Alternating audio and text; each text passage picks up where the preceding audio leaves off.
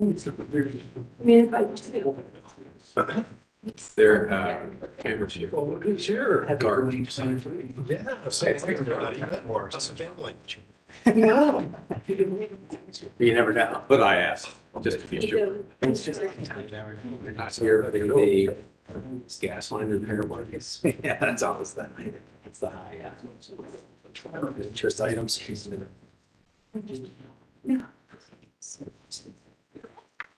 Okay, yeah. Doesn't get her.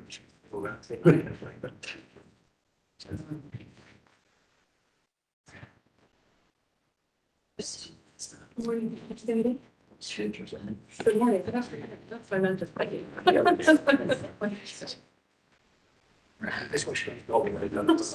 So commotion today. Oh, Cargill's got one. Looks like we're switching up chairs. When everyone's ready, we can get started. That's a new moves on.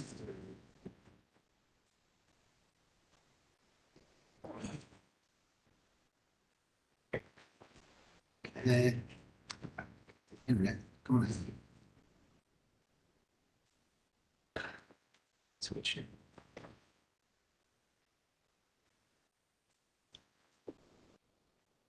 Shoot, forgot the internet here. It's yours.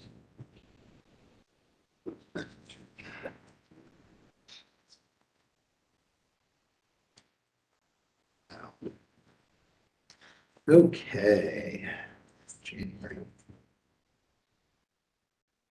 Sounds good. Are we ready? Yes, we are ready when you. All right, let's do it. Okay, let's call the Italian Village Commission for January 10th, 2023 to order. Our next business meeting will be Tuesday, January 31st, 2023 at noon at 111 North Front Street, second floor, room 204. Next month's hearing will be Tuesday, February 14th, 2023 at 4 p.m. at 111 North Front Street, second floor, room 204. We'll swear in the staff, please. Will you state your, raise your hand, obviously, state your name for the record? Of course, Morgan Graff. Great. You promise to tell the truth in your testimony to the best of your ability this afternoon and evening. Yes, I do. Okay, great. Thank you very much. Let's go through the commissioners. David, if you want to start your end. David Cook. Brooke Michael Smith. Carla Trott. Ben Goodman. And Jason Su. Thank you very much. Okay, do we have public forums today, Stan? No, we do not have people. All right, sounds good. Let's go to approval of staff approvals. One more. Oh, okay. And when you get to a microphone, we'll have you state your name for the record.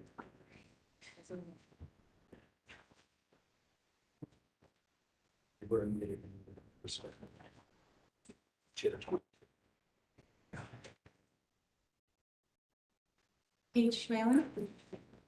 Okay, can I have a motion for approval of staff approvals? So moved. Second. And we'll try to find the page. Small screen, Should be on page 6, Commissioners. page 6. Okay, excellent. Starting on page 6, I'll read them for abstentions. 65 to 67 Warren. 846, 848 Summit. 1116 North High. 803, 805 Summit. That's it. Any abstentions? Hold on a second. Catching up here. Okay, Page 6. 6, 7, and 8. Yeah. Oh, I missed one. 1050 North 4th. I have no abstentions. Okay. Hearing none. Sounds like we didn't have any. So all in favor? Aye. Opposed? Sounds good. Okay. Moving on from that, approval of minutes from meeting December 13th. Make a motion to approve. Do I have a second? All in favor? Aye. Aye. Opposed? Any abstentions? All right. So there we are with that. Anything unusual today that we need to know about, staff, before we just dive right in? No, nothing at this point.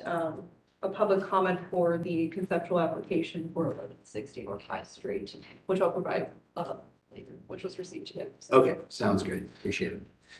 With that, let's get into it.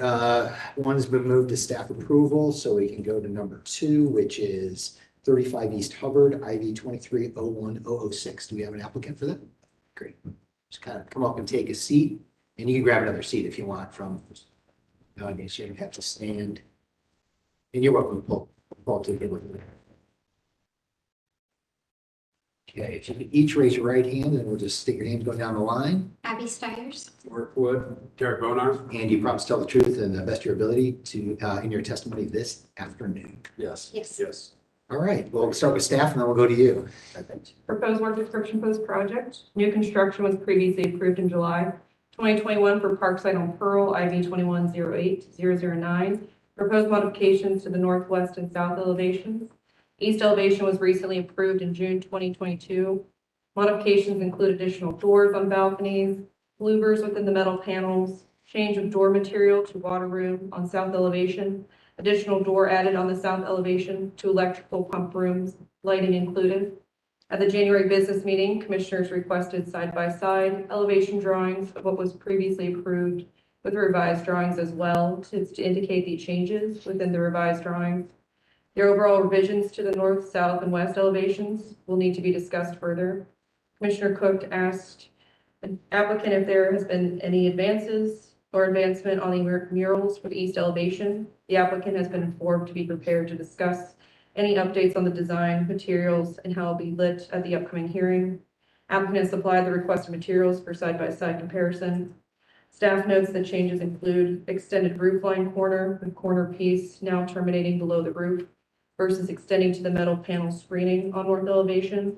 Change in window design for all upper story windows and louvers added with change in design configuration for lower level windows on south and west elevation. Additional column or metal panel to the right side of west elevation and removal of south stair doghouse. Staff recommends approval with any all clarifications to be submitted to HPO staff for review and approval prior to issuance of a certificate with conditions. To remove the second story proposed lighting. If approved, staff recommends the light to be downlit and not to be uplighted. Basis is 311612 standards for new construction. All of them. Okay, sounds great. Start over to you. I would like to talk about the mural, though, that you kind of talk through these, So the updates, obviously we're here a year and a half ago about. And some of the items that were changed were due to like the window mullions. We did have we changed it to true divided light instead of applied buttons in some cases. And that did change the window pattern slightly, but we still have divided lights. And that was mostly on the west elevation that's faces the Moxie.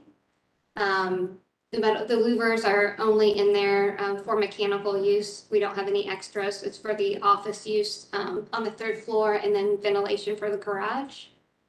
The mention of columns with metal panels, those are not a change from anything. They just weren't always shown in the elevations, but we always showed those in the renderings. It just made it hard to see what was behind those when those columns showed up in elevations. And then the changes on the south elevation, changing it to a solid door and solid panel and the additional door, those were just coordination issues once we got more into site utilities and exactly what was in that water room. We needed that extra wall space. So there's a side-by-side, the left and the right. So everything that is the gray color is actually the black that matches everything else on the building, which is anodized black of louvers and mullions, and then a flat back black for the rest, which is what we've always shown. And I think the other thing on the south elevation that you can see is we've added those sliding patio doors, which are full glass doors with the black frame. We also, as we look here, the south stair no longer goes to the roof, so there's no need for that protrusion. Okay, great. Mark, you said you wanted to ask you. Yeah, I just want to kind of give an update and have a little bit of conversation about the mural. We are hopefully working with an artist that we are really excited about. We haven't worked through pricing and material, and he's been working on details. I think we really like the idea of doing one big mural instead of two smaller murals. The artist that we're hoping to work with is represented by Hammond Harkins, but is out of state. Doing a Zoom call with him tomorrow to kind of, he's been working on some concepts and those types of things, of course, which we'll present to you when those are ready. But just, he's investing quite a bit of time and trying to do something he understands that we view this as something that's kind of iconic in terms of the building that we're building, and he's trying to match that up with the art that will be presented. I think it will have a different flavor than a lot of the more traditional murals that we see, and be something that's really fitting for the building. That's great. I don't have any more hummingbirds. Yes, It's a part of the building. I think it will be a pretty neat opportunity if we can make it work. But I did want to just make, have the conversation about this idea of one larger mural. He thinks it will have a much larger impact and has a lot more, of course, we'll present that and we have the art to present with it, but just. So you'll come back to us on that. Yeah, To show us. And at that time, could we ask you also to tell us a little bit more about the lighting? I see that there are 4 strip lights, 2 on each panel, or it appears. But let's have a discussion about what sort of lumens are going to be put out, because remember, that's always been thought of as part of the security for the park. Sure. And so I'm personally just concerned about whether it's enough lighting. Okay. And we will talk about that tonight. Sure. But we'll do it when you come back with the mural. Please just tell us more about the lighting. Should it be longer? Should it be continuous? Should it also have some uplighting Okay. on the mural, not just down from the soffit piece? It's an important part of the security of the park that we've talked about in previous meetings. Okay. And I think, Michael, was just to make sure that there weren't any red flags with this idea of his pursuit of a larger mural. I mean, I understand that the artwork would have to be evaluated and, be embraced, but I just didn't want to go down months of kind of effort to have someone say this was never, on the table. I just wanted to kind of make sure there weren't any. Sounds good. Okay. Yeah, I don't think we have any, I don't think we have too many specifics on the content or the way you approach those panels. Let's see if anybody else has any other thoughts. Definitely be sure that you work into your process to update the society, since they've obviously been so involved with the process. Sure. Park. And Parks and Rec as well, because Yeah. at one time we talked about lit bollards between the face of the building and the park's edge, which might help that security there too. Yeah, that's great. Sounds good. I Okay, think when you said materials, I agree, but I don't think we wanted it to be a vinyl that deteriorates. Oh, no, within yes, 6 or 8 months. I meant the content and the approach, not the materials for sure. Yeah. Yeah. So, But it sounds like it's going to be in the right direction. let's talk about any of the, any concerns anybody might have on any of the proposed changes. Paige, what's the- Yeah, sure. First, thanks so much for clarifying on some of the presentation items with the side by side. I think it really helps when you see that. And I actually do not have any problem with any of the mullion adjustments or the change in the door locations and levers and things like that. It's great news, honestly, that that little pop-up of the stair of the roof will be not kind of out of scope. So I am okay with all these changes. Yeah, I'm fine with the mullion change, the 2 mullions, that's great. And I just like some clarification about the materials at the street level on the west elevation. The doors are, first of all, they're steel. Can you go to the west elevation?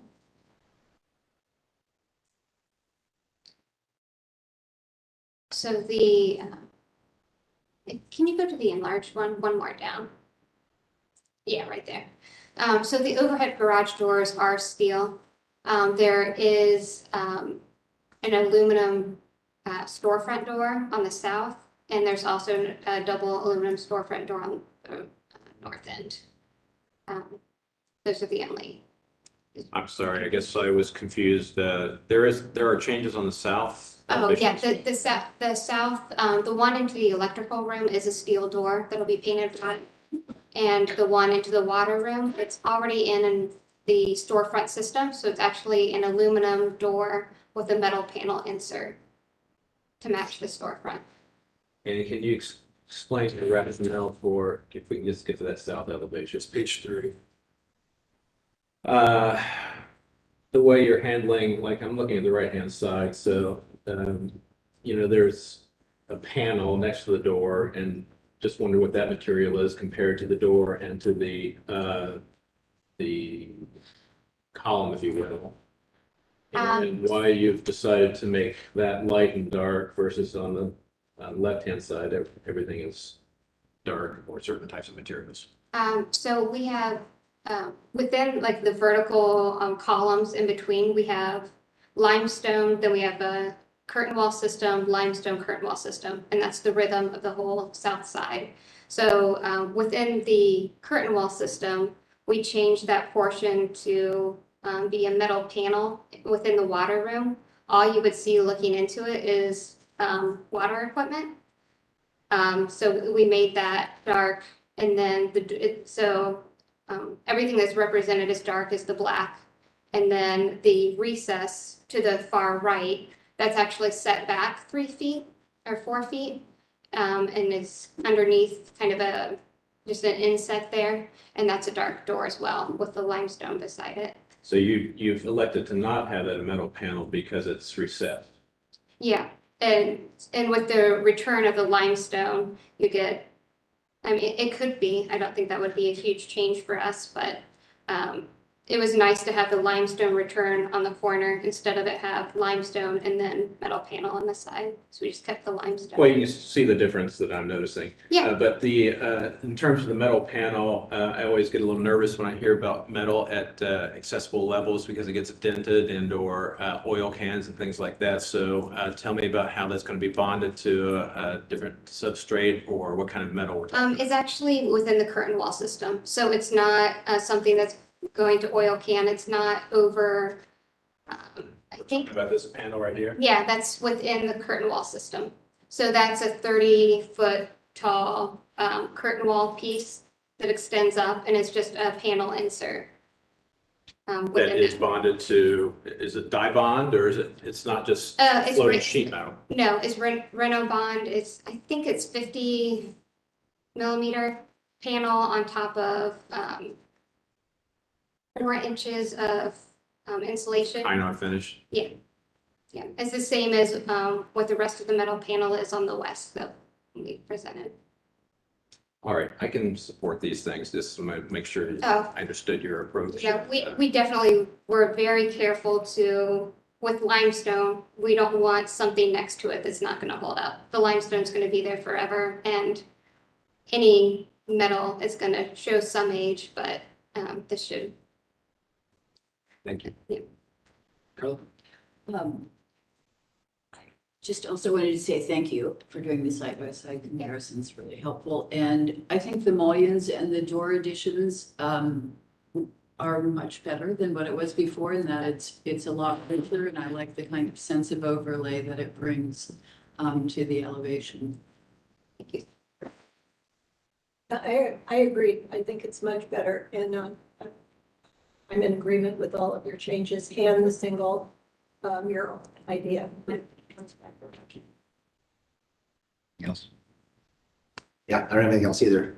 Any other comments before we move for a vote? Okay, can I have a motion? Before we motion, commissioners, Yeah. I just wanted to make sure everyone was fine with the second story lighting that is new to the drawings. And also, is that going to be up lighting for that second story fixtures and?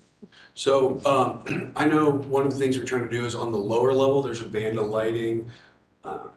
It's a little bad, on the like south, you can see them at the garage door level, at the top of the garage door. So, there's not really any street lights. We've moved a lot of utilities around. We cleared up the street. So we've got down lights down at I call it 12-ish feet off the ground.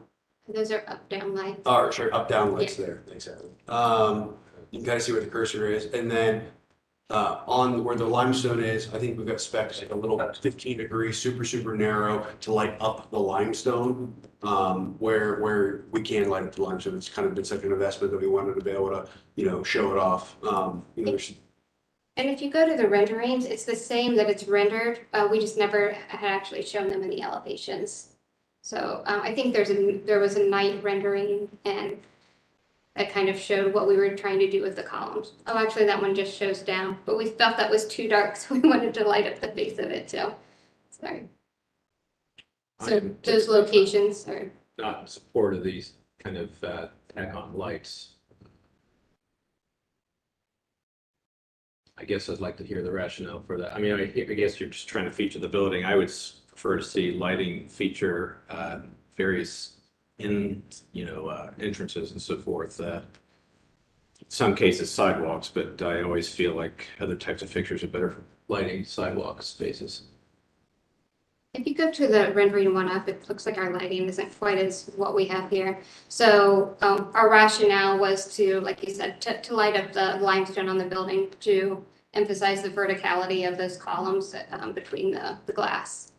We did that at Bernard development. This may even be tighter light than we did there. But I just think it's, I think it has lots of impact.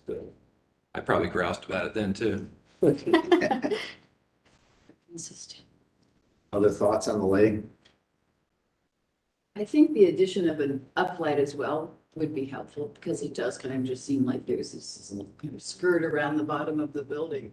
One thing I would rather see is not have such a tight pinch of the light at the top. If it was possible to get a little bit broader spread, that might make it a little bit like a long rectangle rather than ellipse. But We can go really wide on the bottom. The thought was keeping them a little tighter on the top, but we can go either way. None of that stuff's, I think the goal would just be to keep out of windows, right? yeah, just not to be in the residential windows. is that something that they're going to have to come back to us? I think they're asking for approval of that right now. Yeah, approval for the lighting right now. I mean, I'm not sure. We don't have the spec for that one, but I believe it was the same from what was previously approved. It would be the same light fixture. Yeah, Correct. there was an up-down option within that light fixture model. I mean, if it's the same, it could, staff could review and approve it if it's already been approved and the commission was fine with that fixture. Unfortunately, I don't have that material in there now, but it is from previous materials, I believe. It's basically just a cylinder fixture that's, I think we had it like 12 inches tall for the lower part and we had it shorter for the top because it's really just sitting on like the profile of the limestone.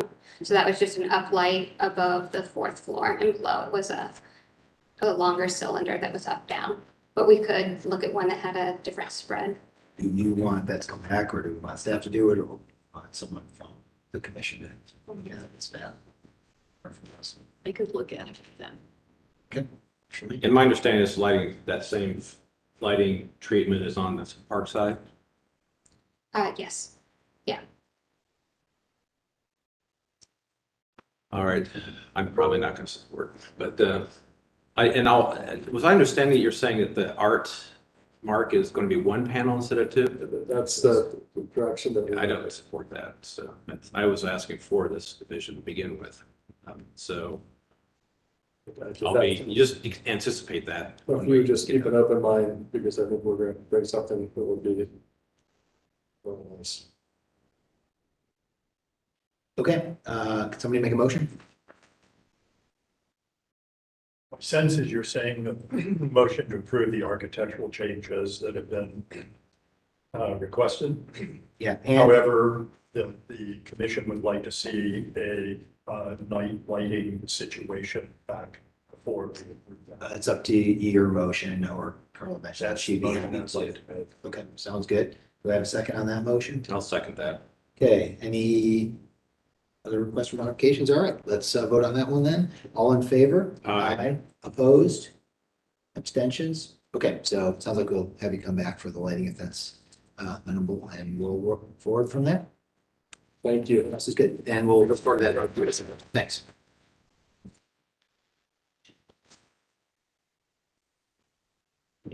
All right. We are on number 3. IV, all right, 24 East Second Avenue, IV 22-12-016. Anybody for this application? Okay, skip for now. Yeah, I mean, I haven't heard otherwise for this one. Okay, sounds good. We'll skip for now and we'll see what happens. That one we continued on once so far, I think. Sorry, Commissioner City, I missed that one. Do we continue that one time or twice so far? This is the second time it's being continued Okay. on the Fair agenda. enough. I will say for this application, they have installed these steel panels. Yeah, I saw. Okay, so, So I think our limit is 3 before it gets Kicked off. booted back to the process. Okay, so then we'll move to number 4, which is 31 East Russell, IB 23-01-007.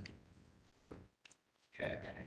Hello, Good afternoon. will you raise your right hand, state your name for the record? Paul Childress. And you promise to tell the truth to the best of your ability in your testimony this afternoon. I do. Excellent. Okay, staff? proposed work description, remove raised hot tub platform and existing tile steps. Install small plunge pool, 10 feet by 17 feet, 337 square feet between home and garage. Plunge pool to have a water feature with planter bed between fountain and existing CMU wall. Pool coping to be Techno Block, Raffinato grade nickel. New steps to be Provia precision fit Onyx smooth. Install 4 feet by 8 feet concrete pad for pool equipment. Equipment to be covered with metal equipment enclosure. Relay existing brick pavers, which will be 160 square feet. And demo existing fence and existing deck to the west of the garage. Applicant was recently approved at the past December hearing to be approved for the existing parking pad. At the January business meeting, the commission commented saying that the project was good overall. They had additional questions about how structurally sound the existing CMU wall and requested an overall site plan of the property be included in order to show the extent of the fence for the code purposes. They had also asked if an in-ground pool added to the lot coverage or would need a variance. Staff responded that they had previously reached out to BZS for a similar application. And we're told that in-ground pool does not need a, oh goodness, I missed my wording. Sorry, lot coverage, only above ground pools. Staff notes that the site plan includes the measurements of the concrete pad for the pool equipment, but does not include the measurements of the proposed enclosure, as well as clarification on the base of the reinstalled bricks, if they will be concrete or permeable base. The existing CMU wall also appears to be painted a different color from what is existing. Staff will request that if the color is changing, the applicant will need to submit the new color swatch back to HPO for final approval. Staff recommends approval by clarifications to be submitted to HPO staff for review and approval prior to issuance of a certificate with conditions, with final site plan that includes the overall property with fencing and the measurements for the proposed pool equipment enclosure. Basis is Italian Village Guidelines, sidewalks, patio driveways, and parking areas, page 18, in City Code 311613, standards for site improvements, letter A. Okay, that's good. Right. Should we have any questions or? You have anything you have to add, or we can just dive in? Yeah, I guess we can dive in. I mean, we talked a little bit about the fence last time, the existing fence that the previous owner built. It's pretty solid. We had the pool contractor come out and inspect it. It would be quite an undertaking to remove it. It's a 2x4 wall, essentially a wall that's been cladded with pressure treated pickets on both sides. And then what you're seeing is a cladded, it's galvanized metal and then copper panels that were put on there. So that's why they're 2 different colors. They're actually copper and they're soldered or brazed together. That's kind of why it has that look. It kind of appears like it's had seepage. That's just the brazing where they've kind of tried to combine a copper and galvanize together, really for like an aesthetic look. And we actually kind of liked the look, so we were hoping to leave that and obviously build a new retaining wall and then fill it with greenery. It'll be plants and stuff in there that kind of give it a little look. The only things I don't know if you must not have the updated photos to send. We made a few changes. The back featured wall now, we instead of having it tiered like that, we've now just leveled it off, and we've gone from 3 water features to just a single one, just for budgetary reasons and complications. So now there's just one single fountain in the middle. Gotcha. Okay. I will say that you made a really good decision in submitting a really cluttered before picture. So that's always a lot. Because then you can clear all that out. Wow, it's already looks great. We really wanted to feel more connected. Yes, I get it. I'm just kidding. Okay, who wants to start? Ben, you want to start? Yeah, I think everything looks great. I support it as you described it here tonight. I did think that we had a conversation about the alleyway as well, and how you're gonna. Right, yeah, someone's gonna show, it was right after that meeting. So the issues with the alleyway were, we were concerned about the tree that was there in the parking space. Yeah. So we built a 4x4 pressure treated box around it literally the next day. I don't know if you have those photos or not. But so that's now wrapped around the tree and it's been filled in with mulch and it looks pretty nice. So that's retaining the mess. We got really the dirt stuff that's in the tree. The only other issue really still is the pavers. We obviously are going to take the fence down, take the pavers out when they actually do the construction of the pool. I haven't requested yet.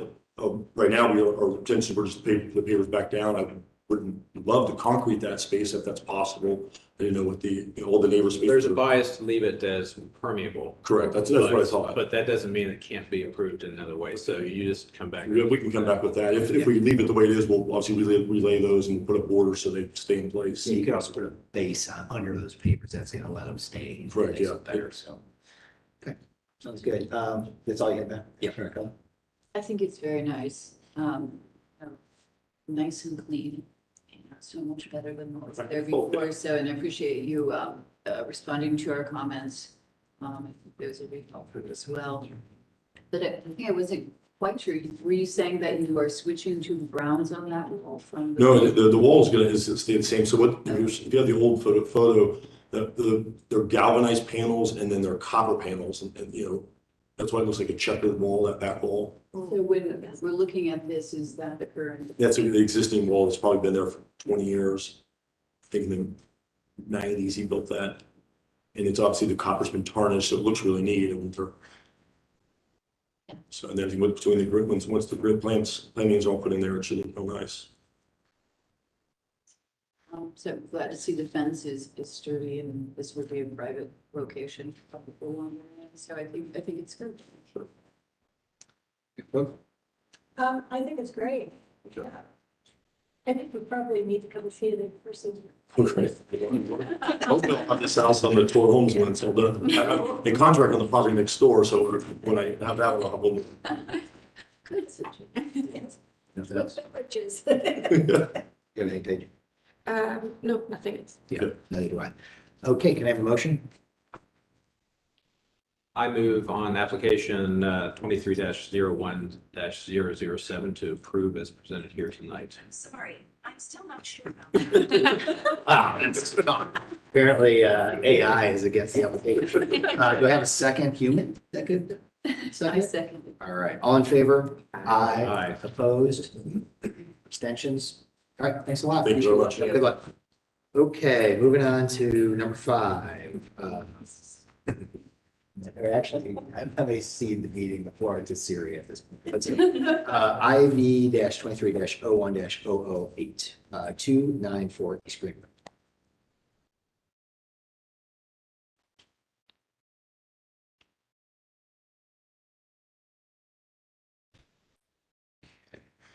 Hello.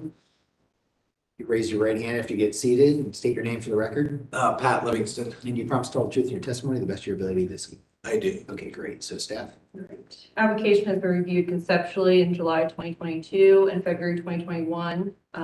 The application and proposed work is construction of a new 1.5-story residential property. Materials include solid wood panel doors, 4-panel and half light, party board siding with 8-inch reveal, windows to be Marvin Elevate in black, trim elements to be hardy board in white, 4-inch corner board, roofing material to be GAF timberline charcoal, asphalt shingle, soffits to have exposed beadboard to be white, gutter to be 4-inch galvanized half round, front porch to have concrete block, split faced in gray, and front porch railings at 26 inches in height with cable rail in black. The approved demolition and rebuild of the shotgun to match existing was originally approved in June 2017. Applicant submitted revised plans of a more modern design in February 2021 to be reviewed conceptually. Commissioners are in agreement for the shotgun rebuild to replicate the previously demolished structure. Application returned was reviewed as conceptual in July 2022. Major comments from that is the 3-panel windows and doors have a mid-center feel that is out of place with the style and character. Items to pay attention to are the windows, doors, trim, and detail. Suggest looking at other properties or other options, examples for the porch overhang sizing, materials, and doors. Based on the past commissioner comments from July, it appears the applicant has revised the drawings to include the following updates for the windows, doors, trim, and details. The door has changed from the previous mid-century style to the standard 4-panel style door, which is approved in the neighborhood. They've additionally updated the windows and trim details to be more appropriate for the time period of the original shotgun. Staff would note that the proposed siding exposure is 8 inches, where we would recommend 3 to 5 inch exposure instead. At the January business meeting, commissioners requested the applicant submit the difference of the previously approved design with the new, and for those comparisons to be side by side. But the applicant is getting closer in the overall design. Staff recommends approval of the application IV 2301-008, with any clarifications to be submitted to staff review prior to issuance of certificate with conditions. The siding to be the recommended 3 to 5 inch exposure, and for the roofing shingles to be selected from the approved shingle list.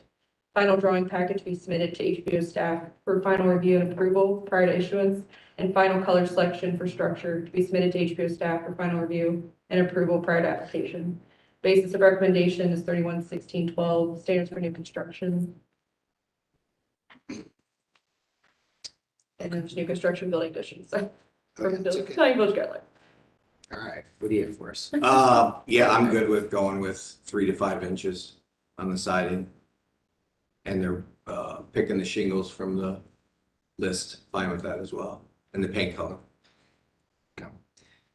This is totally an aside. There's just an amazing quirk on the street Google right now, where there's one particular view that shows the old house and almost the whole old streetscape. Just one view, and then if you go forward or back, and it transforms into the new street. So I don't know how I missed that one update on Google. It was pretty cool. All right, let's see who's getting comments. Brooke, you have anything? I just have a couple questions. I think it's a nice project, I will say that, and I think you've approved it, and listened to the comments from the previous materials. On the west elevation, is that a color change on the exterior material? Is that yes, that is. And then, There's actually exposure change as well. The size of the siding was smaller. okay. The other thing that I wasn't quite, I didn't quite understand on the site plan, am I seeing 5 parking spaces? There's a house in front of it that gets a couple of those as well. Three for the front one and 2 for the back, yes. Correct. So on previous materials, there were only 2 shown, and were those the 2 that belong to the? To this one, project? yes, correct. That one shows both. Got it. Correct. Okay. All right, so that's all I have to say. I think it's Okay. okay. I have problems with the front door elevation. I think that the staff would also need to see any exterior lighting. I can't believe you wouldn't have a porch light or something on their mailbox. They have a numbering system to identify the building, but I don't understand what this trim is around the doors. I can't think of a single project anywhere in the village that has this as a solution. Our doors are normally with glass panels in them and not a solid door, and I don't understand what the elements are. But I think it's putting too much on something that doesn't need to be there.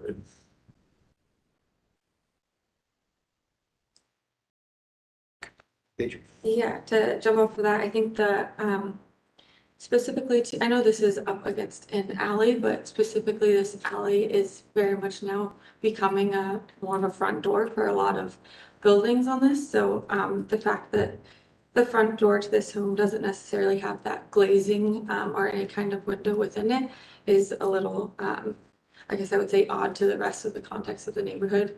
And I would agree that maybe that distinguished look around that door isn't as appropriate as kind of mimicking or Just I making guess it flat, you mean? consistent. Yeah, exactly. Yeah. Yeah, But we I had think- 2 selections of the doors. One did have a single light in it with a panel below, but just for security, we it opted, was- yeah. okay. Yeah, and that's understandable. I just was trying to that balance. So this alley has started to turn more into a front door for a lot of these Mhm. homes. So I think I would prefer more of that like front door approach and more eyes on the street kind of in that alleyway. That's all. Then, Yeah, I'm with some of the other commissioners that the surround around the door is less than appropriate, and I probably won't support that particular feature. I could go either way on whether it's a single light in the door, single piece of glass in the door, or it's solid. I think there's precedent for both, but the rest of the commissioners are right that the single piece of glazing is appropriate. I think it's fun that you're keeping this shotgun house and this awning. And because of that funky little awning, it's why I think the little porch with wire guardrails is fine. If you like, I mean, I'll support this addition in its current configuration, but there had been some discussion about whether the ridge line followed the ridge line of the existing house. I'll support this, but I just know that I and maybe some others would have supported extruding the house further, even if it had a dropped roof. Those are my thoughts. I will not support, the main thing is here, I will not support the doors around. I'm fine with however you want to do it with changing the door and just making it a trim detail with regular siding. I think there was on there, maybe it was just on mine he sent me, but there was two options, the 4-panel and one with a single light. I don't know if it's still on there, but I was looking at a drawing. He might have just sent it to me, so. I think Okay. it's on Oh, there you the go. third There's the slide. other. So we put two there for you to pick. Okay. Which two, but I told him to put the 4-panel just. But if you're good with that door, both of those are approved doors. Carla? I also think this is a really nice improvement overall and appreciate the changes. And just to chime in, I think that the single light door with glass is better and no. And I'm fine with that, yeah. Yeah, the only thing I would say about the site plan is, you know, when you've got the shotgun houses, there's so little property around them, that I would encourage you to use permeable pavers in the parking areas so that at some point, that might feel like it actually is a, you know, kind of terrace that you could use when you want to. In the backyard. Yeah, because Yeah. there's not really any exterior space or very little.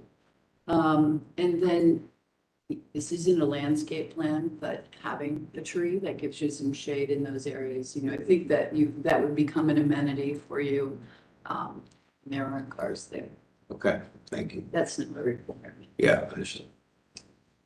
Anything in addition, do we see a way to fashion this motion with those couple of issues?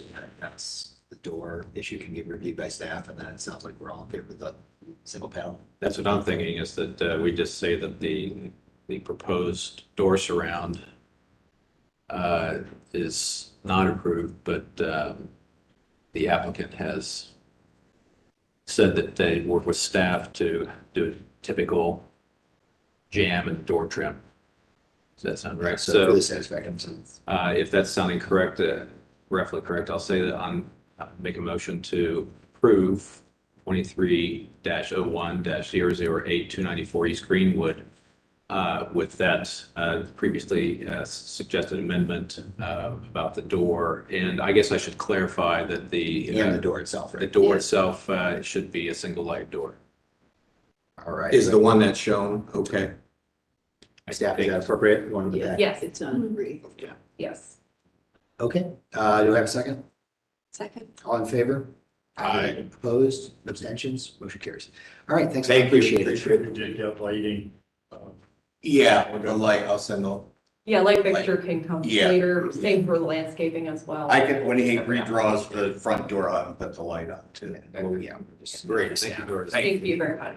Sorry, I didn't have that. No, Shannon, you take this next one? I'm to abstain. Oh, six.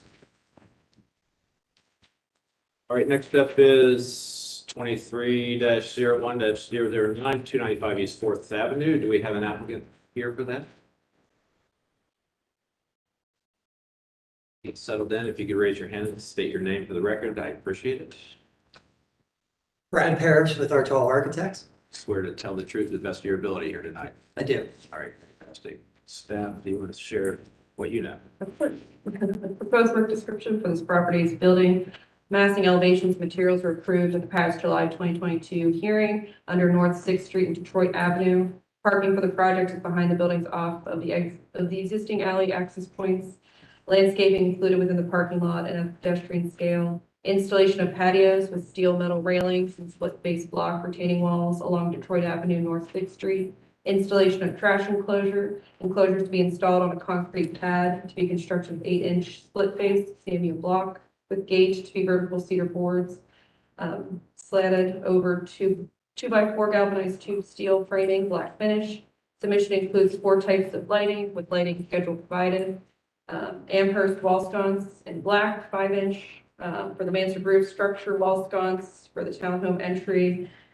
3 new options for the red brick area, since there were issues with the Bromley before, and Sunman LED sconce for the rear building. Staff analysis, building massing elevations materials were approved as previously stated. At the January business meeting, commissioners requested applicant to provide the previously requested corbelling and soffit detailing with the previous approvals conditions. They requested to provide a real landscape plan to show the proposed landscaping, as well as for applicant to consider a different light fixture than the Bromley black lantern on the red brick area. Commissioner did mention that they may not be in support of the Sunman LED sconce. Applicant has submitted updated light plan to remove the Bromley with 3 new options presented. Applicant has noted that the LED light fixtures is an indirect fixture which throws light against the walls from both sides and not directly outward. They have also submitted the corbelling and soffit details as requested.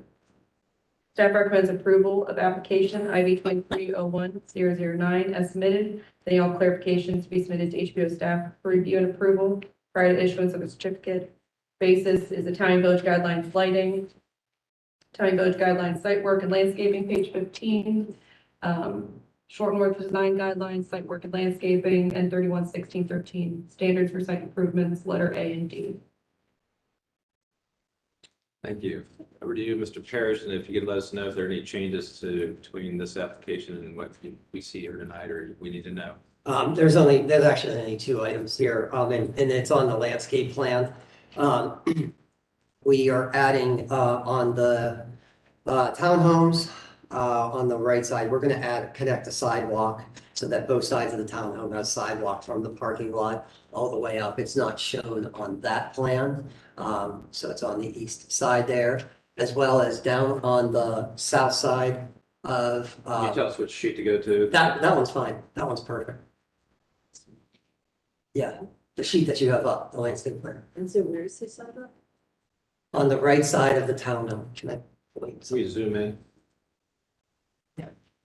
There is one, see how it's listed on the left side that there's a sidewalk, next to the that drive aisle. Now on the right side, right where her cursor is, just to the left. Yeah, we would put a sidewalk there. You mean around the east side? No, can I do a pointer? We do not have a point, unfortunately. You can. I point on there. He's moving. The pointer is moving, right? Yeah, point. Yeah, that elevation right there. Yeah, just a sidewalk to connect from the parking lot to the front walk there along 4th, as well as down on the south side, if you could move down. The patios that are along there, we had some patios as concrete, some as brick. We want to do them all as concrete across the front there. So the 3 that are indicated in red there, that was incorrect. That needed to be the brick. So it's those 3 small patios down. Right. Yep. Detroit. Yeah, on Detroit. Okay, that's the only changes from the package. Obviously, these are things that requested in our last meeting that we explored further detail on. So happy to answer any questions that you may have. Paige, you want to start? Yeah, sure. Well, I think it's great adding in that sidewalk there for the whole surround. I have no issues with the concrete patio either. And I appreciate you looking into those other options for the lighting fixture that we requested. And I think the other 2 fixtures were, the 2 that were similar to the other proposed, I would be in favor of as well. And did I hear that the strip light is It's indirect. Indirect. Yeah, so it washes on the Okay. wall. It's a 55 watt, 3000 K, so it Great. washes out along the wall, but not outward. And reason being is because of the patio on the north side there in the lockout. Yeah. That's what we wanted to provide a little bit more light in that area. Yep, I think that was what we were hesitant of, so thanks for clarifying that, and I don't have any other issues. Do the 3 patios that you said are no longer brick, do you have some sort of drainage system to get snow and water out of them? We would slope them to it, but if you want, I mean, we could do a through hole through the retaining wall. What's your, that's, It needs to have something Something. over it, because That's- we'll make sure that that detail is incorporated. Thank you. and thank you for changing the very traditional coach lantern to be something more appropriate for what these. I only have one question and comment about the trash. Mhm. And that looks very light on capacity for the number of units, and there is not, it doesn't appear to be room for a recycling. Yeah, so on the trash enclosure sheet, I did sort of calculations on the side. We've talked about also, the calculations, say basically about 20 cubic yards of trash per week. So, they're gonna engage into a private, trash service for 3 or 4 times a week. And in which there will be a recycling container as well that will be allowed, either a 2 or 4 cubic yard container for recycling in addition to this container. So, That will fit in Fit in this that. enclosure? mhm. Okay, if that's gonna fit, then that's gonna fit. I do have another question, it might be a question for Commissioner Trot. I have always thought that honeysuckle was an invasive species. But it's a different tree. It's a different. plant. This Okay. is a thornless honey locust tree that gets With about the 50 acres. honeysuckle, there's a honeysuckle, I think it's a wood. Yeah, that's honeysuckle. This is honey locust. But it's a tracking person. Honey locust. Yeah. All right. But that's- I thought it was the elegant box honeysuckle. 18 to 24 inches. A shrub versus a tree, right? And that's going to be different than the invasive species. It will be, okay. So I guess the question that I still have about the parking lot is, first of all, staff, you said that you have approved this. So I'm assuming this goes through a landscape approval before it comes to us, or? This is what I'm commenting. Okay, so this is the only one, because as I remember, code used to always require that you had 1 shade tree for every 8 parking spaces. And I don't know if that's changed or not, but it still feels incredibly light on the number of trees in the parking lot. I mean, with the idea being of, trying to cut down on heat island effect and making this a place that just is, more pleasant for the people who are in there. So there's both a environmental reason for doing it and a kind of comfort level. Do you know what the code is for that? Sorry, just needed to ask my other lady coworker about that. I believe it's 1 every 10 spaces. Okay. Do you know how many spaces? So we're at 40, there's like 40 on site, 46 on site, if I recall. Is it on the architectural? I can just, 46 spaces? yeah, so we need 4 or 5, and you're saying that the horn beams aren't considered as a shade tree? I mean, they're beautiful trees. I love They're them. vertical. They're very Yeah. columnar. And Yeah. so they're not going to have a canopy like the honey locust that you have put in there. Yeah, the discussion that we had about the parking lot way back was sort of dividing it, so it wasn't a sea of parking, and we really wanted to create sort of kind of an edge with that horn beam and the more verticality, so it's dividing it into two smaller lots. So that's why we selected that versus a larger shade tree over it all. But I still feel like there's just a really large area without any trees. You've got that one, what you're calling a striped area. You know, you need at least 5 feet or so to be able to put a tree in there, but if you put a couple trees in there, made it a planting bed and across the drive there. When we went through the site compliance, the maneuverability on site, that's why those became striped areas versus just to try to get some traffic around that corner there. So that's why those became striped areas versus landscape. Into the trench. Is it, the dump truck goes through that top of the Yeah. lot? It I has to- thought it came in from the north. Too. Where the gates show.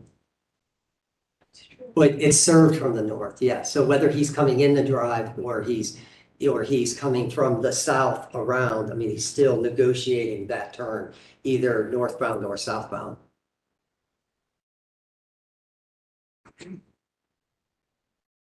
Cars are. So you're saying he's coming in from over here? He could come in from the north or he could come in from the south, but he's still gonna exit. If he comes in from the north, he's gonna exit from the south and vice versa.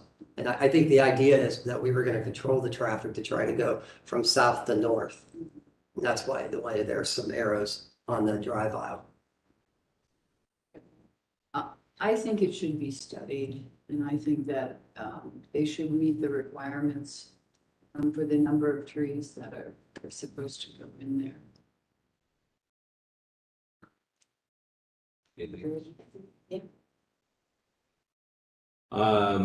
Yeah, I think I support Commissioner Trot on that, at least one more shade tree. You know, given that you are doing a good job at trying to answer all of our concerns, I don't think it has to be more than one, but personally, but I do see the benefit of that. The thing I'm focused on there are two things. I recall being interested in the slope. If we could scroll down to the other corner and how this entrance comes in off 6th Street. Scroll down a little bit so that we can talk about the ramp sort of feature that comes from 6th Street, not Detroit. Oh, in between the two buildings, between Bethany, yeah. Connecting 6th Street to our pavered area. And I recall understanding that the slope between this was going to be eased. And so I want to hear your description of the elevation change, where it levels. It Levels out where the red starts due to because the garage, there's 2 garages there to the north. So the slope of that is pretty steep already getting into that garage. So if we were going to drop that down, then the patio A would be sitting on a slope. And so it's really about that slope stays as it is so we can level off, so we can have a flatter area in that transition from the existing to the new. Because if you try to negotiate the left-hand turn into those garages, that's what if we drop it, we're not able to get that into the garage. So we did look at the contours after we had our final survey done. I don't think that's a great answer. And I guess at this point, are you willing to consider seeing that pavered treatment go all the way to the sidewalk of 6th Street? Yeah, so again, it's we extended it to the north to the building.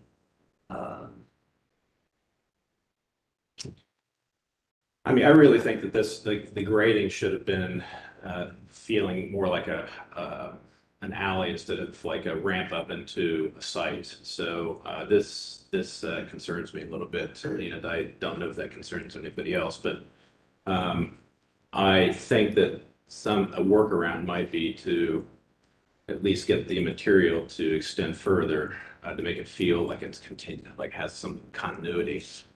But while we're pondering that, I also just want to point out that further down in the package with respect to lighting, there's an elevation that shows 4 strip lights on the side of an elevation. Which is the north elevation right there. Next one down, probably. Yeah, that one. As you heard, I just don't think it's appropriate to be attaching fixtures to buildings. To wash the sidewalk, to the side. And if you have a need to wash the sidewalk, you should be thinking about bollards or some other sort of standards. But this way of sort of cheating into illuminating sidewalks through inappropriate kinds of lighting fixtures on the building, I don't think is appropriate. So I will not support this particular piece, and I request that you consider removing that from the application or some other discussion that can happen. But so those are the 2 concerns I have: this lighting and the ramp / surface treatment of the alley from 6th. That said, I guess just to test anybody else, we need to have further discussion about that before we request a motion. What is the slope on it? I agree the pavement should be brought forward. What is the slope on that? You know, It's, the delta- it's close to like a 5%. I mean, it's pretty steep from the 12%, by the way. You know, in terms of feet delta between the. It's 24 feet, well, it's from the property line, and then there's another 6 feet. The elevation. Wide. I'm sorry, The elevation change between 6. it's about 3.5 feet 3.5 feet. Over what length? over that length. I'm sorry, I don't have that dimension on there. So it's a 12% slope. That's pretty steep. And then there's I think there's a concrete apron to the garage is there that also has a slope, because that garage is actually at elevation. You can, it's on Google Earth, you can kind of see it as well.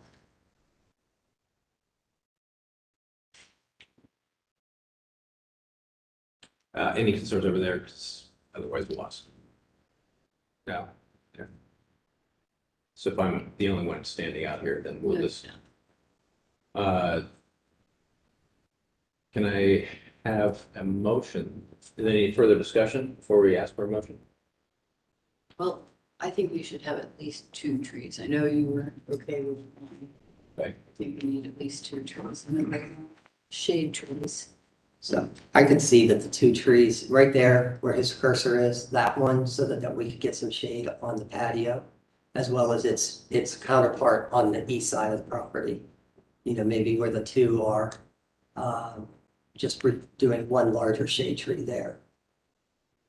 See where the 2 trees are on the horn beams. I think if you flank those and still have the horn beams in the, or honey look, those horn beams in the middle, I think it would look appropriate. I would think it might work better for you if you just made those shade trees and then just scoot those a little bit further north. What I'm trying to see as a difference for you is that you get some shade in the parking lot that's to the north.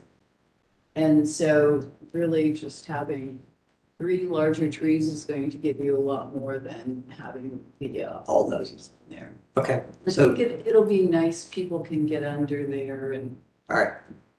I'm okay with that. There's what, 6 trees there and replacing it with 3? Is that what I'm hearing? 3 shade? let's say 4. So you're not really going to be. But I have 2. If I need 5, right? I have the Just 2. within this area. Say this could become 1, and then you put 4 trees across here, up more towards that end, the brick area. Just to get it as close to, you're gonna get some shading from the buildings and the parking lots, so I'm just trying to cut down on all of that glare. I understand 4 trees. Those are in planners. Original idea was to do the planters, and haven't had much success with the planters. especially in that area. So we wanted to make them more in-ground. Yeah, I think you'll do better with Yeah. that. We've had a couple other projects, the trees just didn't turn out well when they're in the planters. How about a motion? I can motion, a motion to approve IV 2301-009, 295 East Fourth Ave, with the conditions, that there will be 4 shade trees added to the parking area. I'll leave it at that. Or do you want to include the, It just replace the 5 hornbeams with 4 shade trees.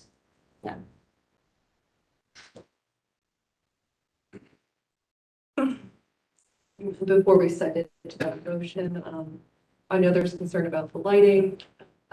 There's also the 3 options for the Bromley replacement. Are commissioners fine with those 3 options? Or is there a specific one? And the same as well for the Stillman light fixture, like the downlighting of that. If there's any conditions for those.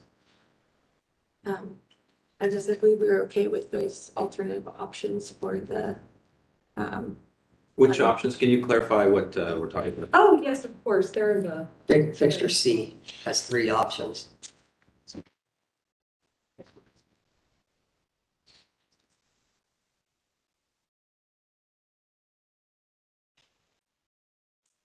Yes, it's the Hinckley fixtures. Yes, these 3, yes. Yeah. Apologies about that. Yeah, these 3 light fixtures are the replacement for the Bromley. I would tend to, the first 2 rather than the third for my case. So we're selecting from these 3. Yeah, for option type C. I agree the first option is the most least colonial. But anybody else? Do we want to give them options or do we want to select one for them? David? I like the idea of using number 8, number 9, so that there's some variety, they're not all the same.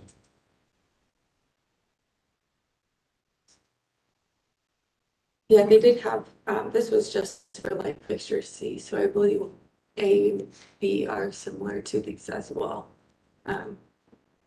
So maybe we approve, the border light fixture and the one above that. The Republic fixture, So is that in your motion? yes. I'm sorry, I miscounted. I said 6. There were 2 hornbeams off to the side. They can stay there. And the other ones, the 4 that are in the parking lot, should be changed to shade trees. If, why don't you just second it and you can add these things, Okay. seconded with your additions, Okay. being what you said. I had 2 other notes about scuppers on the patios, and we also talked about pavers on the ramp and in the ramp slope itself. So does anybody want to include any of those things in the discussion on the second? So it's somebody else's motion, so when I can't second a motion.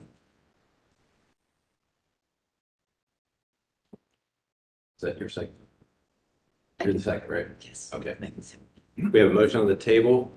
Can I have, we'll take a vote. All those in favor, say aye. All those against, say aye. Aye. Motion carries. And you said that I could. The motion was to approve with certain conditions, which had to do with the trees. Trees. The lights, and nothing was done with the brick patio, or, I mean, brick ramp or the scuppers. That's my understanding of the motion. Understand? Everybody? Can I just clarify that the 4 trees that are the hornbeams in the parking lot should be changed to street trees? I'm not sure that came across. It's as simple as that.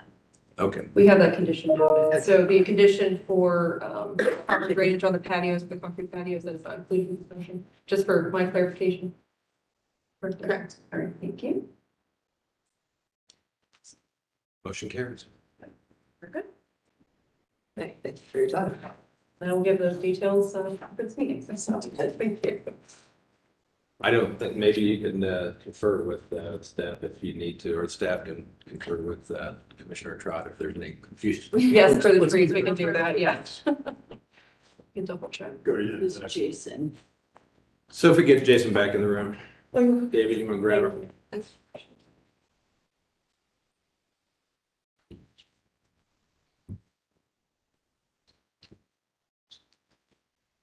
What do you think the next one will? Second, Thank you. fourth.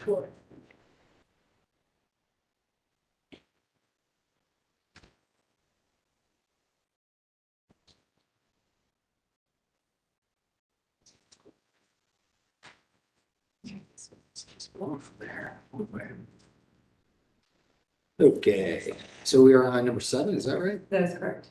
Just gotta get back to machines. Can't get anything, so, okay, here we go.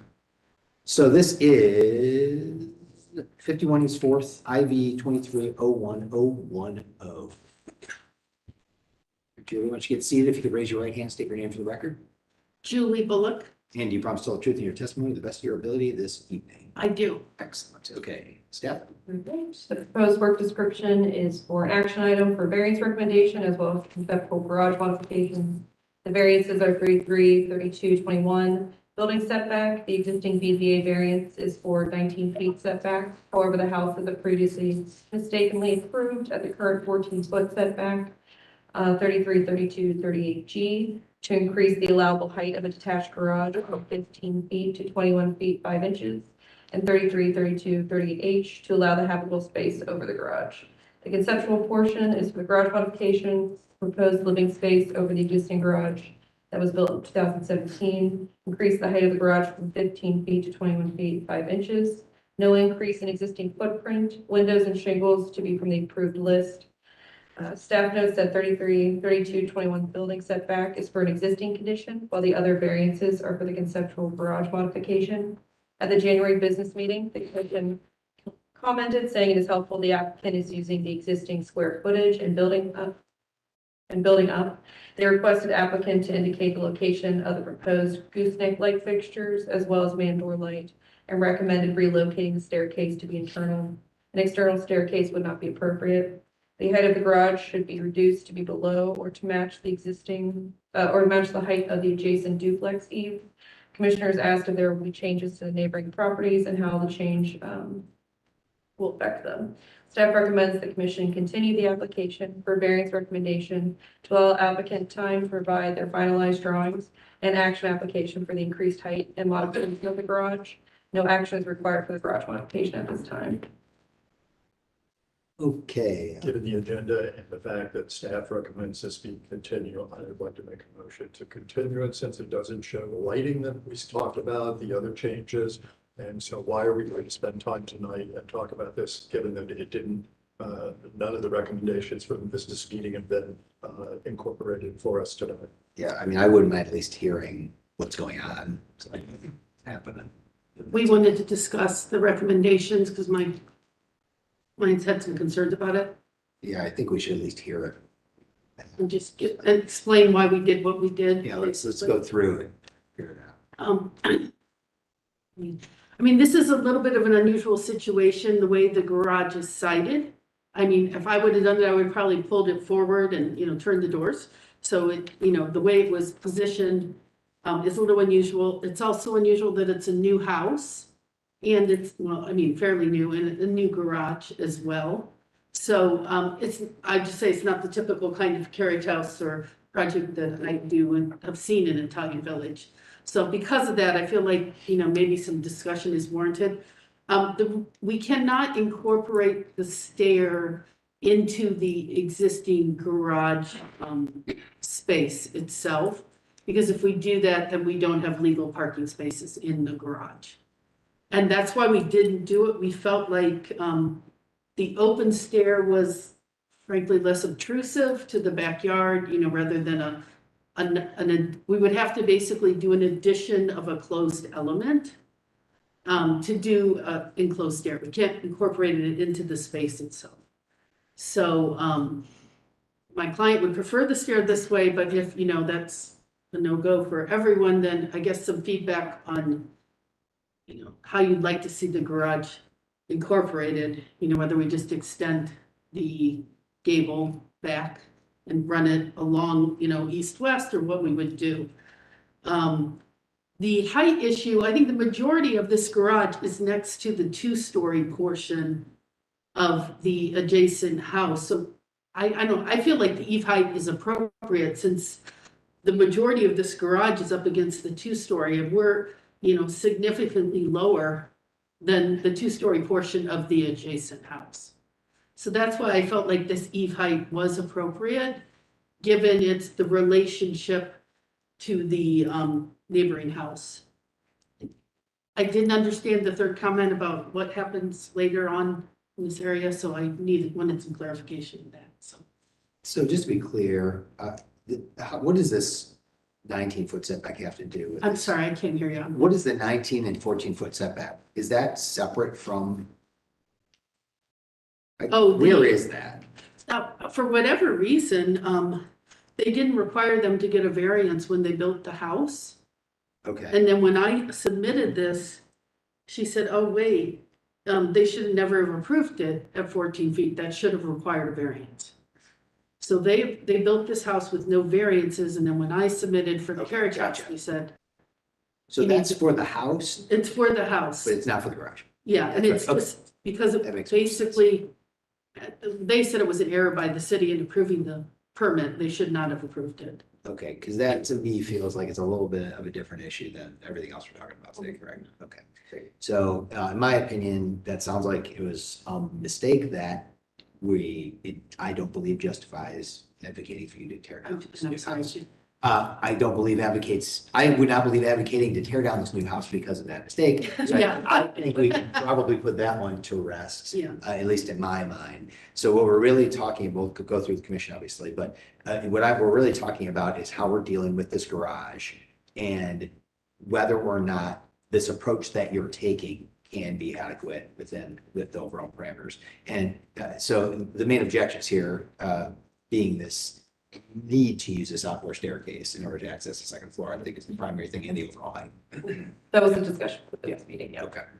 Anybody else who wasn't at the business meeting and wanted to add anything or clarify anything? I wasn't there, so I apologize. No, clear. Go on up. I just want to add that your explanations don't move me in any particular way. I think that you need to try harder with your client to address some of the things we've talked about. Leave it to anybody else who wasn't there at the business meeting. Yeah, I mean, not having been there, it's just like, it's just a strange solution, I guess, or a strange approach in my mind that there is an existing garage, and because there's a desire to have a second floor living space, then we have to do a set of strange things to accommodate it. So I don't have any compulsion to give a recommendation of a variance to allow that. Like if there was some other reason, but there is really no compelling reason, it could just stay how it is and just be the way it is. Now the house, that's a different thing. Obviously I'm fine with that based on my previous comments. So yeah, I would mirror what you're saying. I just think that this isn't the way to solve whatever their concern is. And if they want to have a carriage house over legal parking spaces, then there's a different solution. That I don't know what that solution is, but physically to construct something that doesn't have this sort of large appendage of a staircase that comes down through the middle of the yard is whatever that answer is what the answer should be. And I've had that discussion with them. Yes. And the other variances being the height and, what was the other one? Yeah, and just for my sake, thank you for bringing that up. I couldn't act on the height until I saw the overall approach. I don't know if there have been taller ones that have worked. There have been taller ones that don't work. And this is like so far away from actually understanding what the approach is. I don't even think I can give an opinion on the height at this point. I don't know about others. So. Yeah, also, I think the comments about the stair were somewhat more so to be able to use that outdoor space, because that is limited in the neighborhood. If that maybe is turning that store to be adjacent with that north side of the house. Because I think oftentimes with these carriage houses, it's helpful to locate the entry sequence into these, so where they're coming from. Are they parking in the back? Are they coming from parking in the front? That's always helpful to see as well, and then that would also direct where that stair is leading to. So I think the main point about the stair was really saving that exterior space and yard space for people. As far as the height, I think this is a unique location, that it's on that, it's not even on a throughway alley, it's on a almost parking area of the alley. And it's also adjacent to that taller two-story building that I would be in favor of creating this carriage house on that existing footprint too. I think it's very helpful that you kept to that garage footprint. So you're not taking any more of that space up. And since it is kind of where it's located and the proximity to the two-story home next door, I would be in favor. Anyone else have comments today? Yeah. Would you be in support of a side yard variance if I put the stair? Do you see that as a problem? I mean, I think it's hard to say. I think from what you're saying, that makes more sense to me personally, if you sequence the entrance better. To put it on the side? But again, I'd have to see it in the setback. Yeah. Yeah, I'm not sure how that works because I think that would be within the setback then. But even along that north elevation, potentially could work.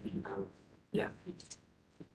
So, Kelly, you got something? yeah, I did, Julie. When you look at the site plan and there's this north arrow that's going into this kind of ambiguous area, and then you see the drive to the left, what is that area? Who owns it?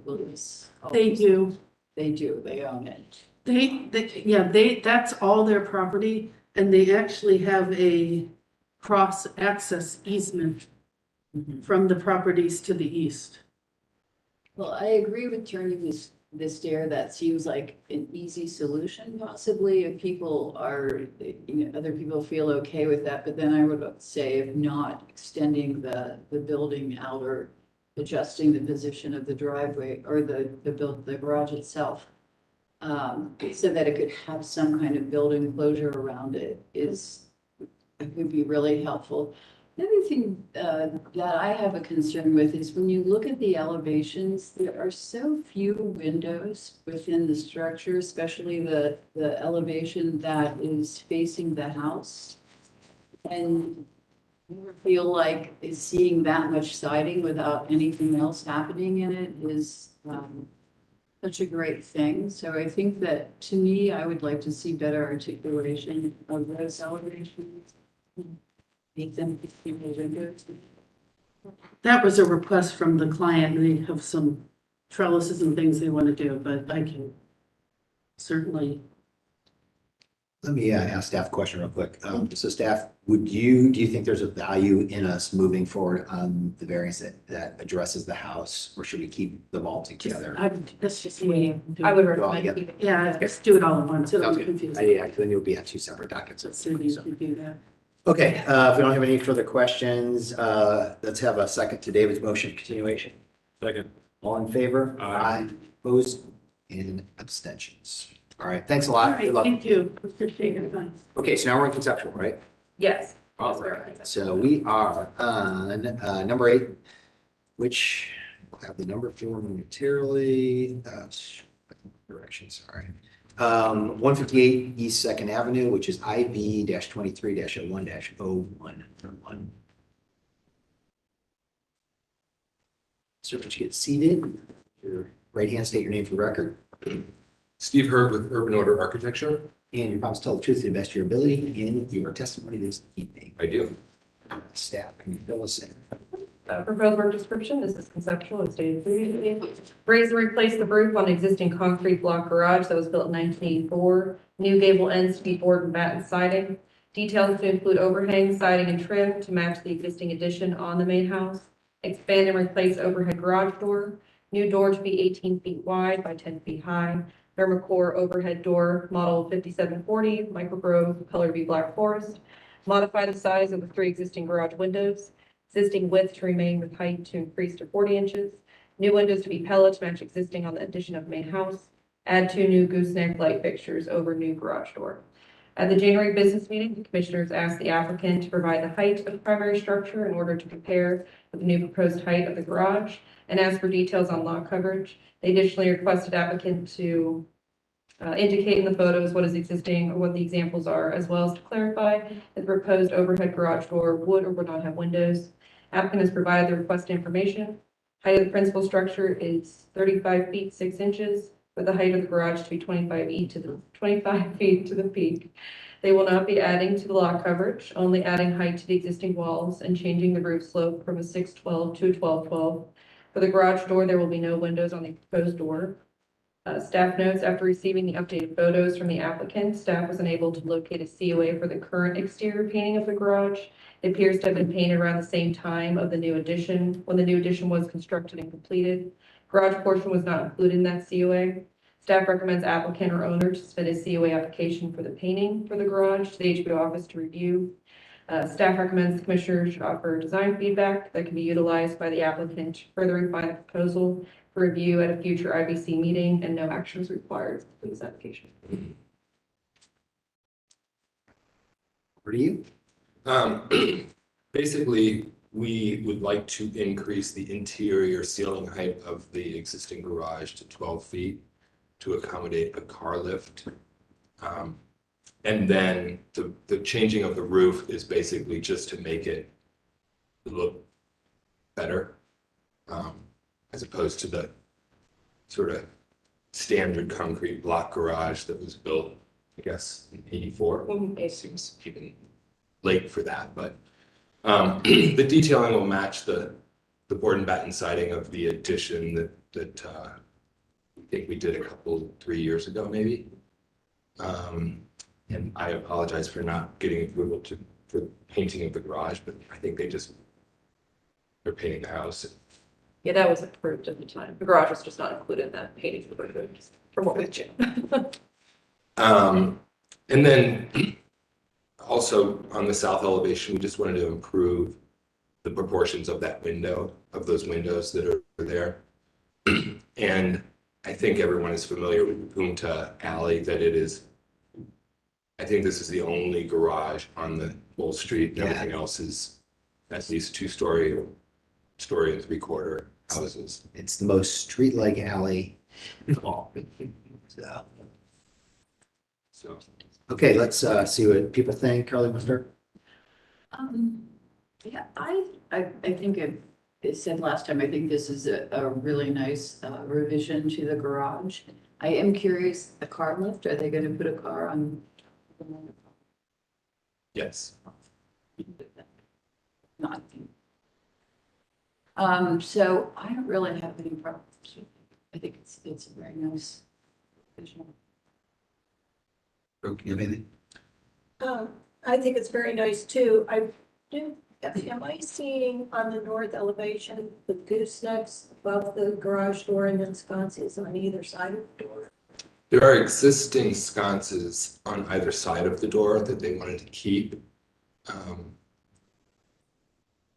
It seems redundant, but those don't give off a lot of light. And the gooseneck seems more typical. Yeah. And then we would get rid of the security light. Right. Okay, that sounds reasonable. Thank you. I think it's a very good package and we should approve it. I just had one question. Above the garage door in the elevation, the north elevation, it seems like there's maybe a change in material there, or where the goosenecks are connecting to. What are you proposing there? So that'll be a wood header, so we'll put a flat hardy panel on that Okay. as opposed to trying With to the carry a profile. concrete block across that opening. Yeah, that'll be a nice change to what's there now. Yes, I'm fine with this as well. Sounds good. Yeah, it looks good. Fortuitous that drove this to be more attractive building. Okay, this is only conceptual, so I guess that's it. I don't think we have anything serious as far as concerns with, so approve or send it to staff for official, and who knows? It might even get sent to staff approval. Can't guarantee anything. We can never. Okay, thank you. Thanks a lot. Okay, last one of the night. AR2-1160 North High Street, 1174-1186 North High Street. IB 230112. All right, everybody who's going to speak, bring your chairs forward if you could. You're more comfortable. John, would you like to Here. Right, if everyone can raise their right hands, then we'll start at this end and just state your name for the record. Sure, David. Barnes. And you all promise to tell the truth and best of your ability, your testimony this evening. Yes. Excellent. All right, start with staff then, we'll get to you. I know David has to leave at 6, so we'll have David start the comments and make sure you no, I mean, before they, after they could do this, so. Try to get through this quickly. Proposed work description is to demolish the existing garden building located at 1174 North High Street and utilize the surface parking at 1160 North High Street to allow the site to accommodate a 10-story building consisting of 60 units with ground level retail space and structured parking. Structured parking, free-level parking system with 60 parking spaces, and site development will include new upgraded utility services, sidewalk repair, replacement, reconfiguration of the stone wall parking lot, and new landscaping. Staff analysis, the garden building is a single-story commercial building with glazed tile block facade with rust-colored tile at the base, glazed blue tile around the doors and windows with majority of the facade faced with buff-colored tile. The structure is present in the 1951 Sanborn map with the property transfer mentioning a transfer in May 1940. The earliest directory listing for a commercial building at this address was Ralph Croft Used Cars in 1939, placing the structure within the contributing period, both nationally and locally. Originally, the building was constructed for automobile sales, service, and repair industry, and then turned into a restaurant in 1940. The property has also been identified as a contributing building as part of the Short North Design Guidelines Architectural Inventory, and is representative of the mid-20th century commercial development of High Street corridor. There have not been many exterior changes throughout the years. There was approval in 1999 to remove existing non-original aluminum doors, window frames, and glass, and be replaced with new mill-finished aluminum doors, window frame to fit original masonry openings. This approval also included repair to the original tile. Previous applications from 1992 and 1984 were for change in signage, painting, and tuck pointing. The currently proposed building design itself does not follow the Short North Design Guidelines or City Code in terms of context, street alignment, height, scale, rhythm, the proportions of openings, materials, and compatibility. New construction should not visually overpower contributing buildings, particularly at the street level, the majority of surrounding structures to be 3 stories or less. The current proposed structure is to be 10 stories. The January business meeting, commissioners stated that the applicant would need to present a compelling reason as to why it would be appropriate for the demolition of the contributing garden building.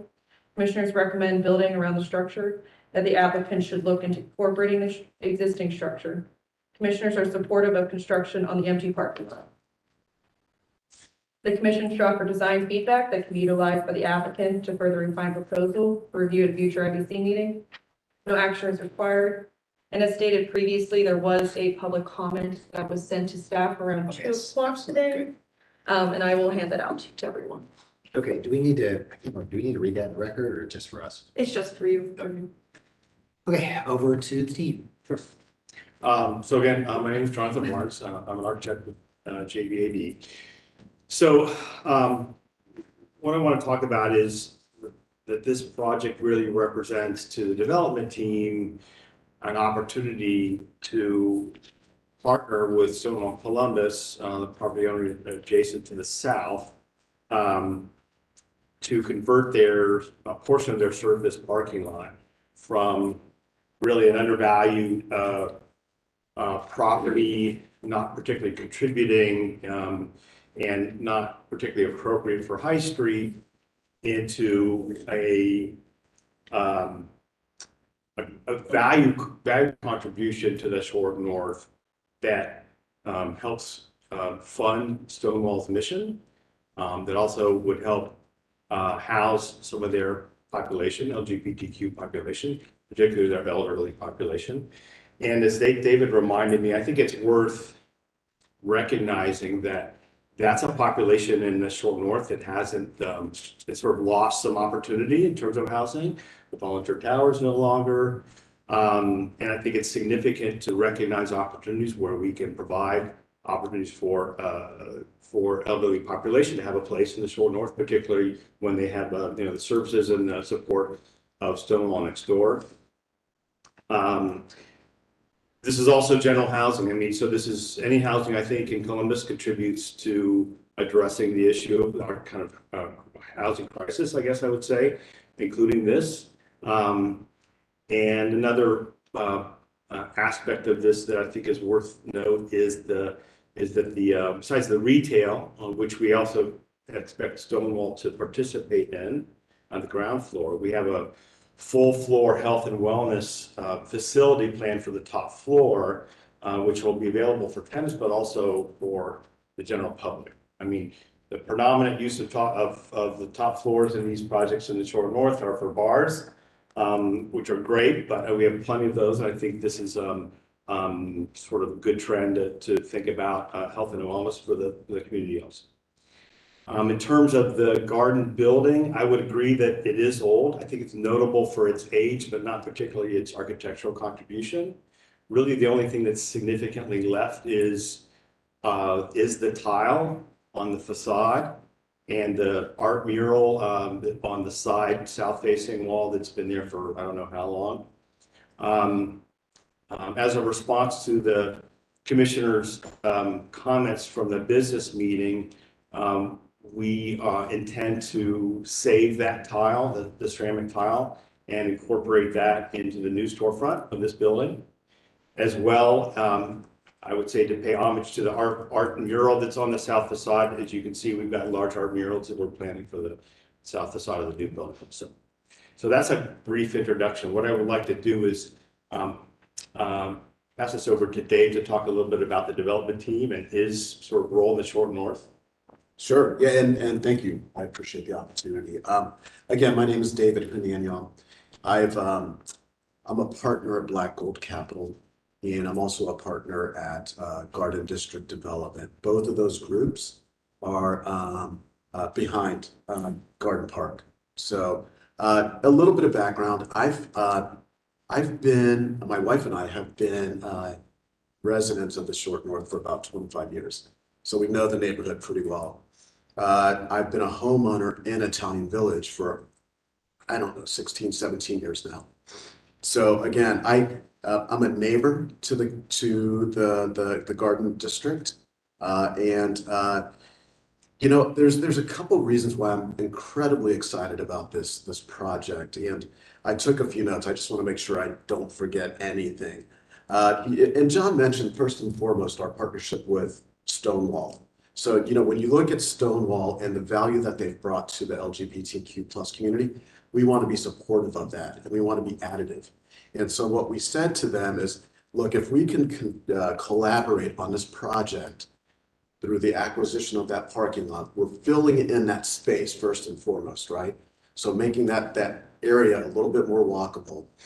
But the other thing that we're doing is we're saying to them, look, we're not only going to pay you market rate for that parking lot, we're actually also going to give you over a 10-year period, a tax deductible monthly contribution, a significant one, to continue to provide financial support to them.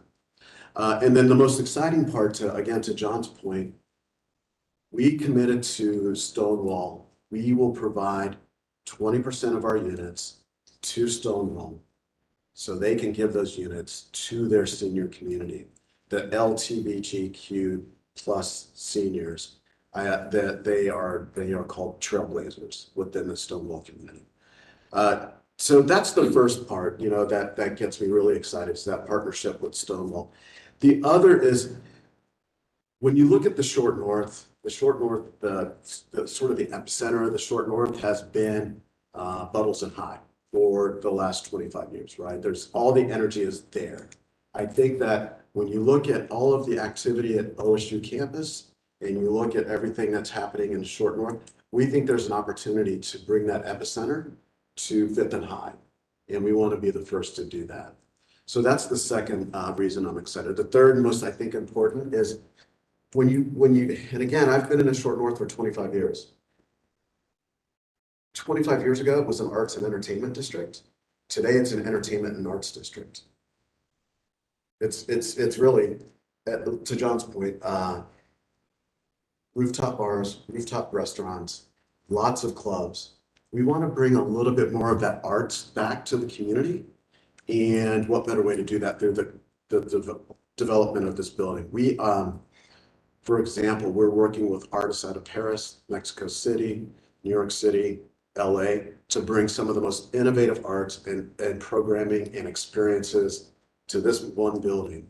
And I can talk about it all day long, but I'll stop and I'll defer to Kurt. Okay, so Kurt Miller, architect at JBAD, and largely responsible for the design you see here. Would like to kind of walk you through these drawings. Yeah, and if you could just kind of do a quick overview, just to make sure we get a chance to have David make a few comments, and we can always dive back. Yes, yeah, absolutely. So if you want to go ahead and progress to the third page there, just showing the site plan here, the two sites showing the garden site and the Stonewall parking lot site there for context. The next slide includes some Google aerial views of kind of the directly adjacent context, just for referencing of what we're kind of next to and some of the references that we're considering as we undertake this project. The next slide shows it from the other way as well, from the other side of the street.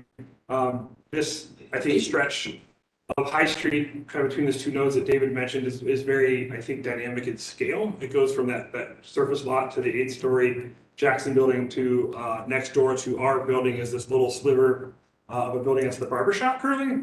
That if you kind of blink, you miss it. So it's kind of an interesting way, part of High Street. So we're trying to maybe play with that dynamic pushing and pulling of the context into the form of the building. The next slide is just the site plan conceptually to show kind of what we're doing. We're at a kind of high level conceptual design. This would be developed further in more detail as we continue. To note here, on the left side there, the L there is this existing Stonewall building. In the medium gray, we're showing kind of their reconfigured parking space. Since we're taking most of their parking, they need some handicap accessible spots for their facility, as well as some directly adjacent spots. But the inspiration for that is Water Street in the peninsula.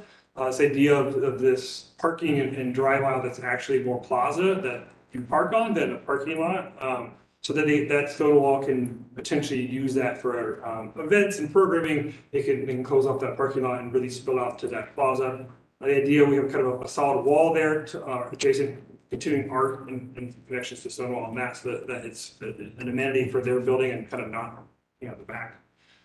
There's some continuing coordination on kind of their trash and some of the more logistics of the facility tying into this project, because we're getting to be kind of a tight site here, but we're still working through that with them. But they've been receptive of that concept. Just kind of continue those details of the logistics with them and the trash company. The next slide is just the overall view of the project with some of the stats there: 60 units, 60 parking spaces. We can go to the ground floor plan. To the left there, in the orange, that's High Street. That's to the west. To the east is Pearl Street in the alley. The orange is that ground floor retail tenant. We're not sure exactly what that tenant will be, but we're looking at it being kind of a third space, lobby, also tenant space, similar. JBAD completed the View on Grant project.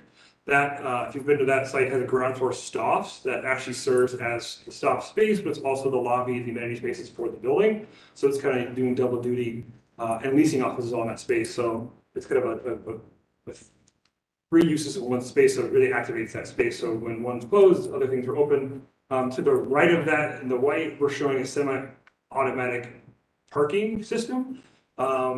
There's one level at grade, one level kind of stacked above it, and then one level below. An example of that, it's called cloud parking. It's been used at the View on Grant project that we've completed, as well as Carlisle's Watch, I know, downtown here, corner of, I think, is that Third and High, as well as I believe the Moxie Hotel in the Italian Village of the Short North. I think they have some of this as well that the valets use. But this really optimizes the size of the site to get as much, to get parking to accommodate the uses without, spending the space for the ramps and stairs of a typical garage. That just didn't fit on the site. Go up to the second floor. The second through, I think, 7 are all the typical residential floors.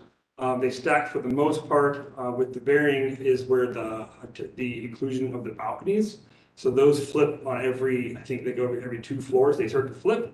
Our units stack the same, but where the balconies are integrated is what changes.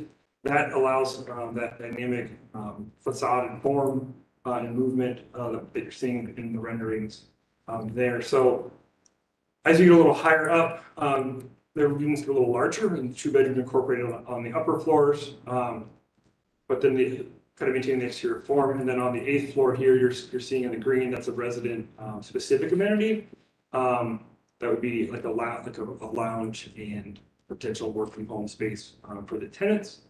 And then if you go up to the 10th floor, that's the public amenity space that is the health and wellness. We'll still kind of explain the concepts of what that is, working with potential tenants and potential ideas of what that is. The one thing to note here is it's kind of a 3-part zone. To the left is kind of the high street oriented space. The east is a little bit more. We're seeing that it's kind of the active. That's maybe the training and the lifting and the cardio. To the east is Pearl Street. That's the more internally focused. So that would be like locker rooms and kind of spa features, a little bit less intense. It's off of that main. Let me interrupt you just for a second, because we're bumping up against 6, and I think this is all great. I think a lot of us are a lot more interested in outside the building than necessarily the program of the building. So if we can just let David just give a couple quick comments, and then we can all kind of jump up to the facade and kind of talk about the physical structure of it, and we'll get back into that. So David, I'm a David too, and I've lived in Italian Village for 22 years, and I've served on this commission and worked very hard, and I'd like to make you all aware that in 2011, a team made up of Italian Village, Victorian Village, city architects, city planners, put together a set of guidelines for us to follow for the growth and the development of the Short North, which without any doubt is downtown Columbus, has become downtown Columbus today. And that was a document put together, published and approved by City Council and the mayor to accept this recommendations. And it didn't talk about tearing down pieces of architecture. And I am one who signed up and pledged as a member of this commission. And I think it's important for our newest commissioners to be aware of this document that went all the way up and down the corridor and said, where should infill happen? Where should other expansion of large projects be noted? And it's not this site. I remember also that Stonewall tried to have us take down the front of the building that is currently their office, and we worked very hard to make sure that that piece of 50s architecture was maintained. But I want my fellow commissioners to walk this block. The little tiny parking space, the parking lot between the garden and the stone wall is not a barrier. It's not a limitation. It's not like the old days when there were big open spaces and people didn't walk. That's not stop traffic along there. And look at this block, please, and realize that everything is the original piece of architecture from 5th Avenue up to the corner of 4th. This would be, in my opinion, this commissioner, which I have the right to speak, it would be the oddest drop in, would you put this in German Village? Would you put it in your historic district? Yeah.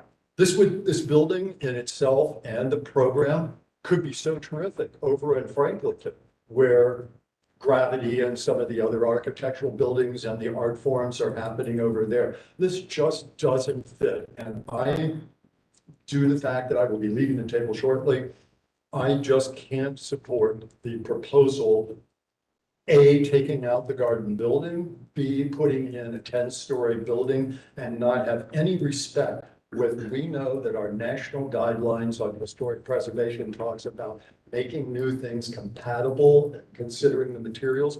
There's no sensitivity to the materials being proposed to complement the existing structures. I'm sorry, but I want to make my point clear. I want to let the newest members to this commission be aware that there's a document that we should be following and have followed for the years since it was approved.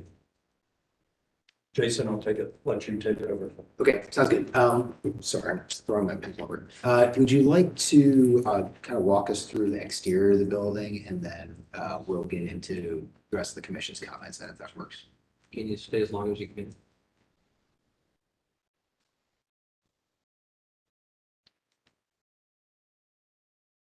Okay, well, I'll let Kurt talk about the actual materials, but I mean, the intent here was exactly that, was to create something that was unique in the neighborhood. There's a precedent for that in the short north of unique structures, both in terms of height, in terms of architectural expression, and in terms of materials.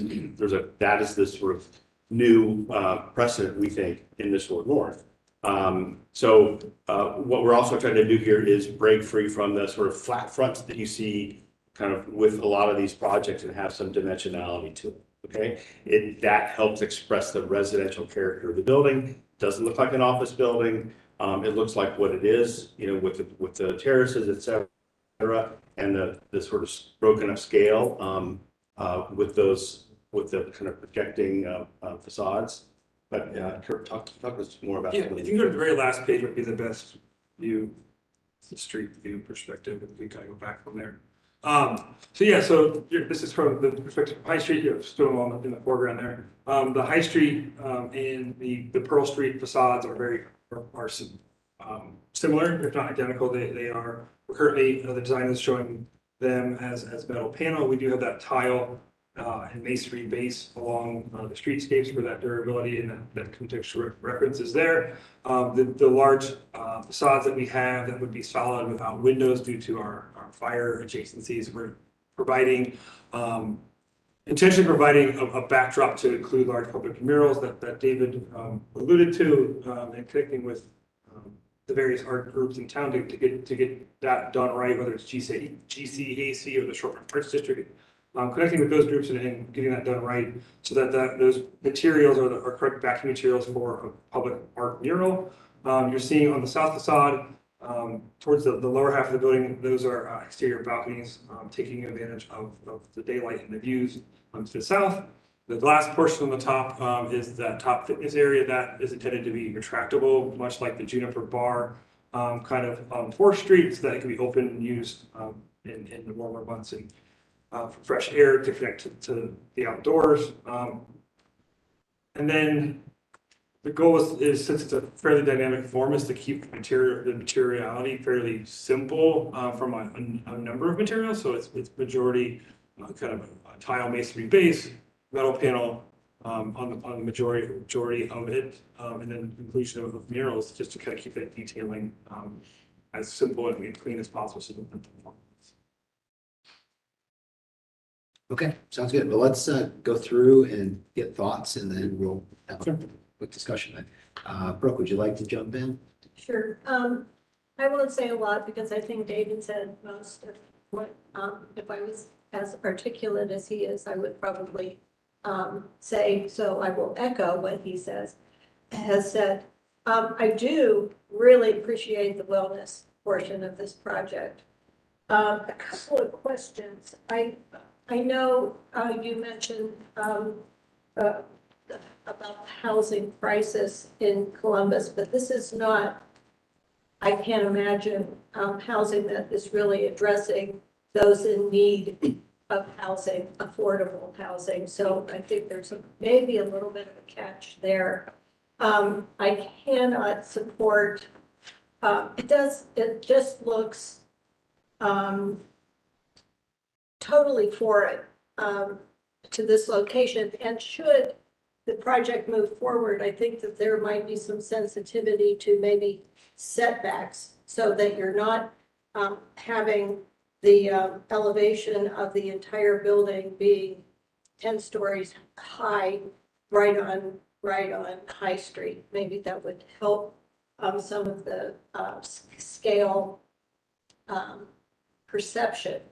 It's not going anywhere unless it would come down. But I think there's too much contrast in the exterior materials. I think we've been there, done that with this graphics on the side of buildings, and to, address that as our response to trying to get this to be in answer to the Short North being an arts district. It's not anymore, but we keep putting these things on buildings to say that it is. I just think there's a lot going on and a lot of agendas that you're might be trying to soothe to get something that's maybe out of place. Moving to wait? Yeah, let's go all the way around. A little bit. Got that. Well, I think what you're starting to hear is that there's a lot that you're trying to, a lot of buttons you're trying to press. Like Brooke, I am pleased to hear about your commitment to partner with Stonewall and its potential occupancy and so forth. But it's hard for us to gauge whether that is a lasting kind of contractual arrangement for, from our station right here. We've got to review it for many other reasons. I'm a little disappointed that the narrative, when you knew that we were talking about a demo, did not include more of the streetscape and preservation of that, potential preservation of that tile, what it looks like architecturally, how it engages with the street, and generally speaking, how you are presenting the building as it meets the ground at the street level. So in other words, we have a lot of views of, which are very prideful views of, the mass of the building, which I'll get to in a second, and a lot less with the connectivity to Stonewall or the connectivity to the streetscape and the connectivity to the existing demoed building. I think it would have been far better to focus a little more on how to get some of these things, the preservation of the building, which, I am a little to the left of some on this commission with respect to whether that, how contributing that building is. But that said, I'm pretty sure that most of the commission is going to be against demo, and you have to consider that, figure out how to better articulate a preservation approach to that facade. And it may be just a matter of moving it for sure, but we're not seeing any sort of aspects of the architectural sort of marrying of the building presented to the streetscape and the existing structure and or the safe facade. So I think that's key going forward. Just to give you some other sort of guidelines, I think it's fine if you express art on the building. It may not be everybody's cup of tea, but I think it's fine if you attempt it.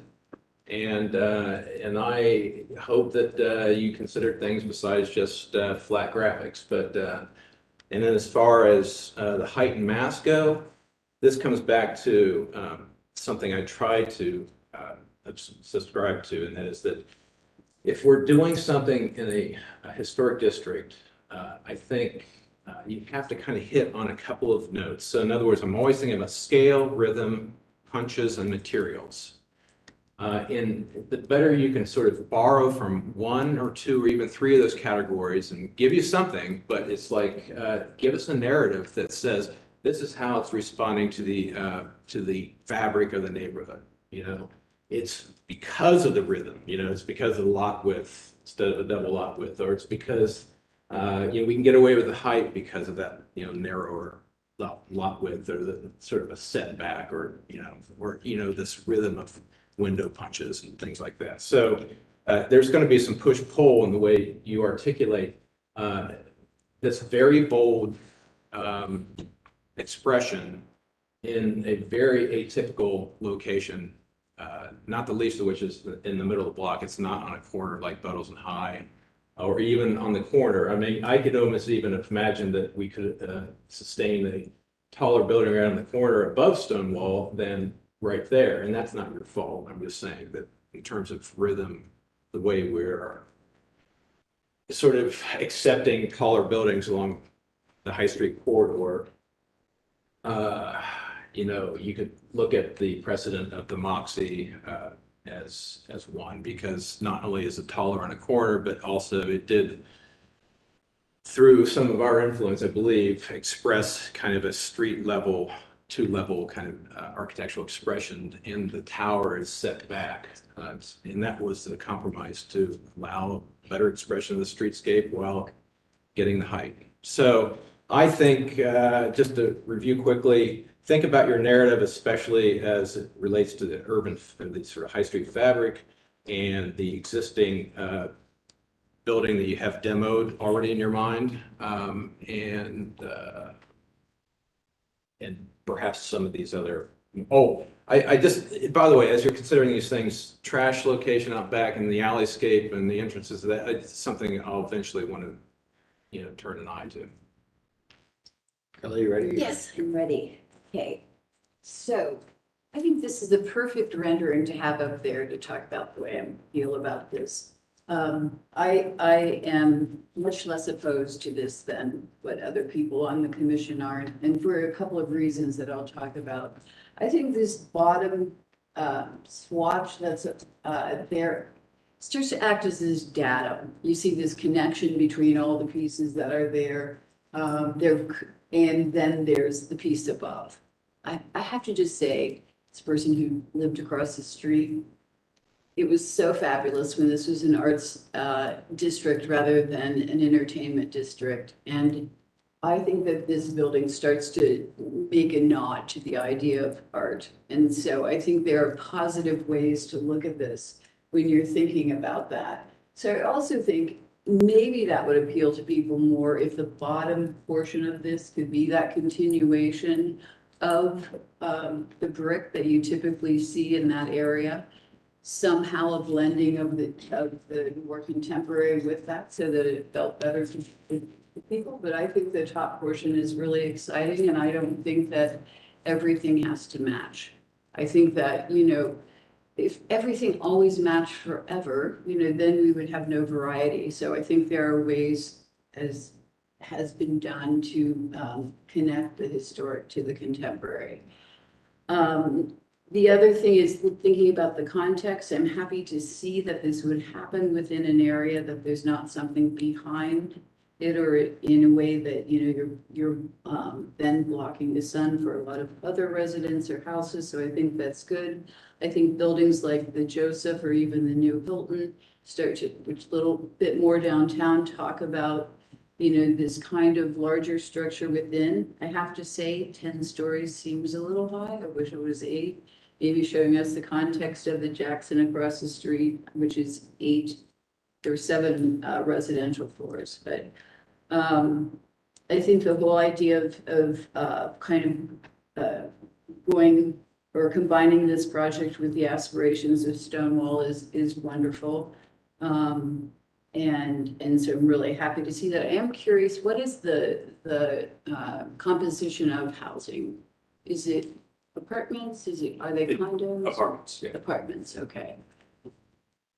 So, you know, and then also as an old person, providing for the elderly is such a wonderful idea. Let me see if there's anything else on here.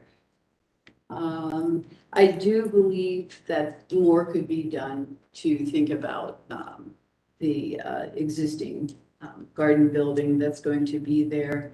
Some kind of homage. I like the idea of taking the tile and doing something with it, but I'm sure that's the next phase is showing us what that might be. Yes, we should. It's 4 circles. Yeah, 4 circles. Yeah. And I would love to see more green. We didn't get to the top floor, I don't think, and so there is some part of it that is roof garden, but just had to do my CEUs. I read a bunch of articles about incorporating green into buildings, and there are places on the south where you could do more, you know.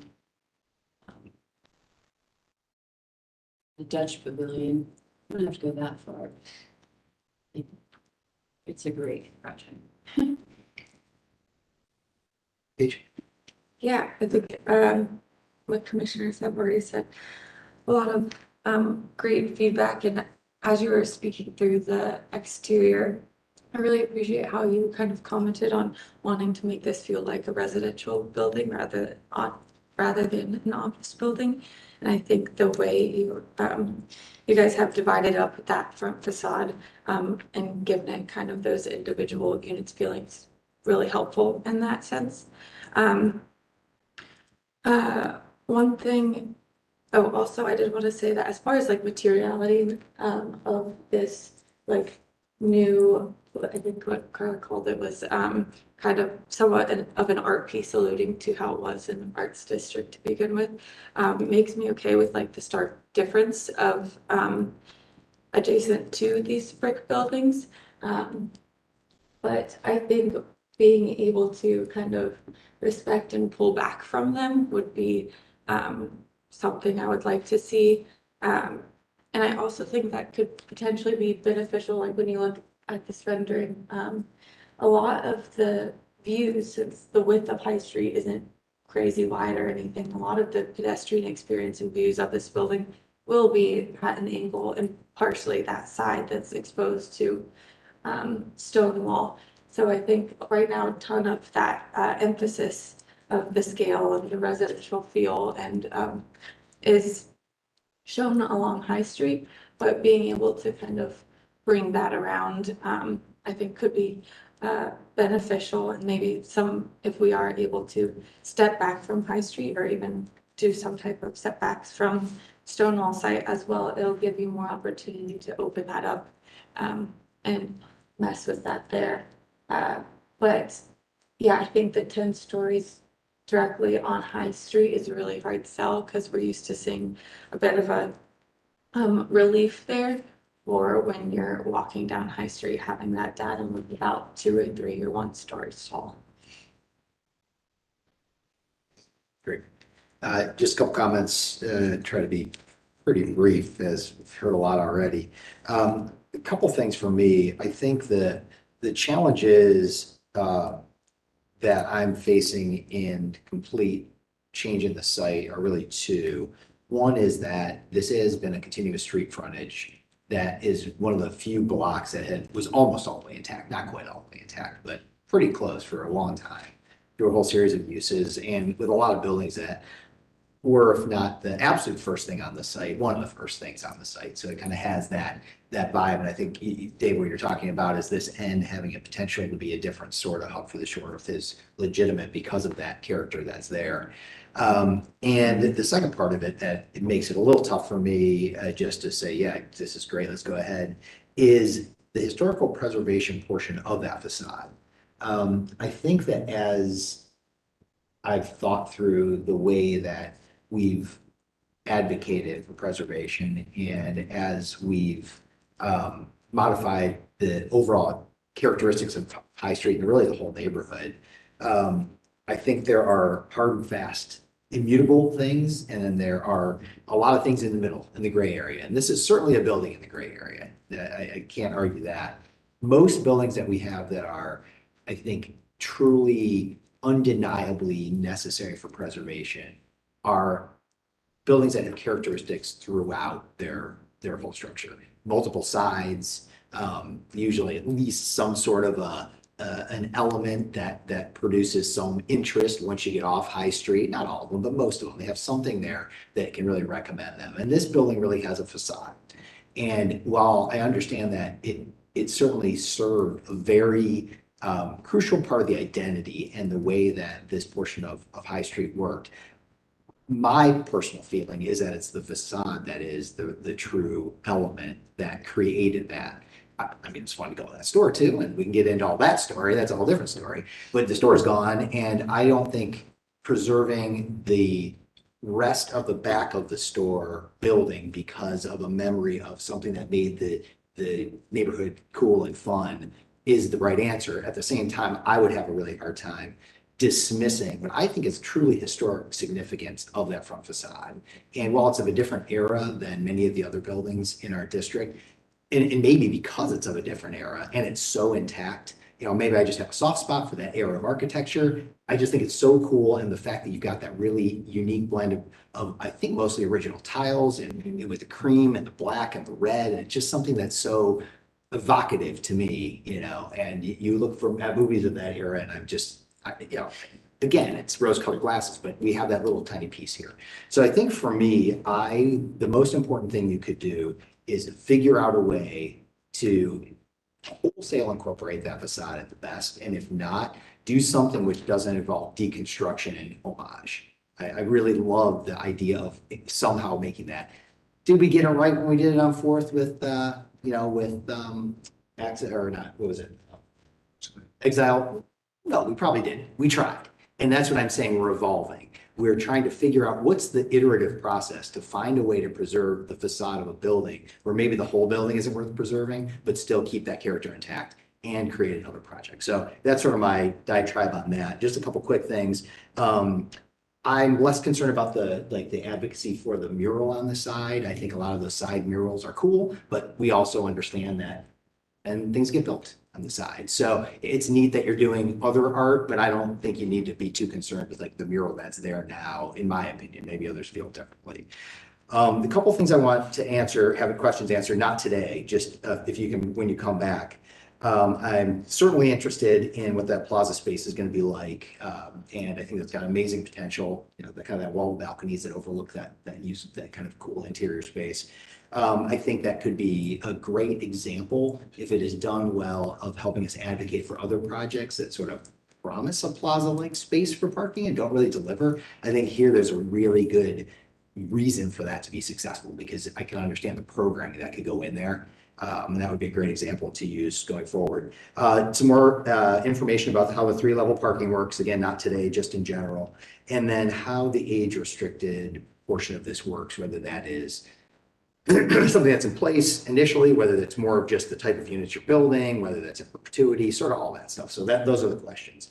And then the last things I wanted to mention were, I think that the stepped approach to the facade is very interesting, and I was very compelled by that. And at the same time, I also, in addition to being reluctant to losing the facade of the old garden building, I'm also reluctant to say that there aren't cons with that kind of approach too. And if there's a tenant in there that keeps that space maintained and appropriate, that maybe goes away. But I also notice as I walk up and down High Street that the nooks and crannies seem to catch all kinds of things. And I'm not just talking about nature, I'm also talking about incidents from the entertainment district that we've become. So having those nooks and crannies could be cool, they may be less than cool. So I can be sort of talked into either way, whether that sort of step back approach is the best approach. And then the last thing I wanted to mention that is just to echo some things that I think mostly Ben and Carla said, that I don't think we need to replicate the first several stories of facades in order to create like a faux streetscape. That being said, I do think there is some value if we can incorporate the idea of keeping that street or that facade in some way to remember what that block being intact has been like for the last half century, and have this additional opportunity to create the architecture that enhances that. As far as the scale, you know, I'm willing to talk about it. It's again, there is an issue to densify neighborhoods and corridors. It does not, in David's point, align with the language that we put into the Shore North guidelines that was I think 11, 12 years ago now. And I'm not saying that those shouldn't be followed. What I'm saying is that I think we do have to evolve and think about how the districts and our main streets are also contributing as we go forward. So that's my long-winded version of a short set of comments. And I will turn it back to you, and with really a couple questions, and we'll try and keep it relatively brief since we're a couple hours into it. That's fine, that's fine. Well, this went pretty much exactly the way I thought it would. So I guess, thank you. I don't want to, I want to respond to your comments, not to try to win an argument, but to sort of think about or even identify a path forward. We all want these things to happen. We want progress. We want to, you know, show you things that respond to what you're saying. So as much clarity as we can get, the better. And I know that, you know, they're not all on the same page here, but I do have some maybe responses and maybe questions as well. You know, as far as, I don't know what kind of order this is, maybe this is why left to right, but as far as housing, I just want to respond. All housing helps Columbus. If it's a $4 million penthouse, it actually helps Columbus because more housing at every level helps housing at the affordable level. It's just the way it is, because there's a whole other explanation about that. It's sort of, you know, the less housing you have at the higher level, you know, you have people buying down. They buy a house that should be a $200,000 house and they turn into a $500,000 house. That's happening, and this would actually help us. This plus about 200 more of these would help us. Anyway, I just wanted to mention that. As far as the Stonewall thing, that relationship is a real. We can't do this without them. They're selling us this property, so that relationship will be inked. Yeah, and it doesn't happen without them. In fact, they told us it doesn't happen. That this relationship doesn't happen without the building. So it's very much integrated. Anything can happen at any time, right? We have office buildings that are turning into residential downtown, but this is a real thing. Now let's talk about the preservation just for a little. I won't belabor this, but I see all your points and I don't disagree with them.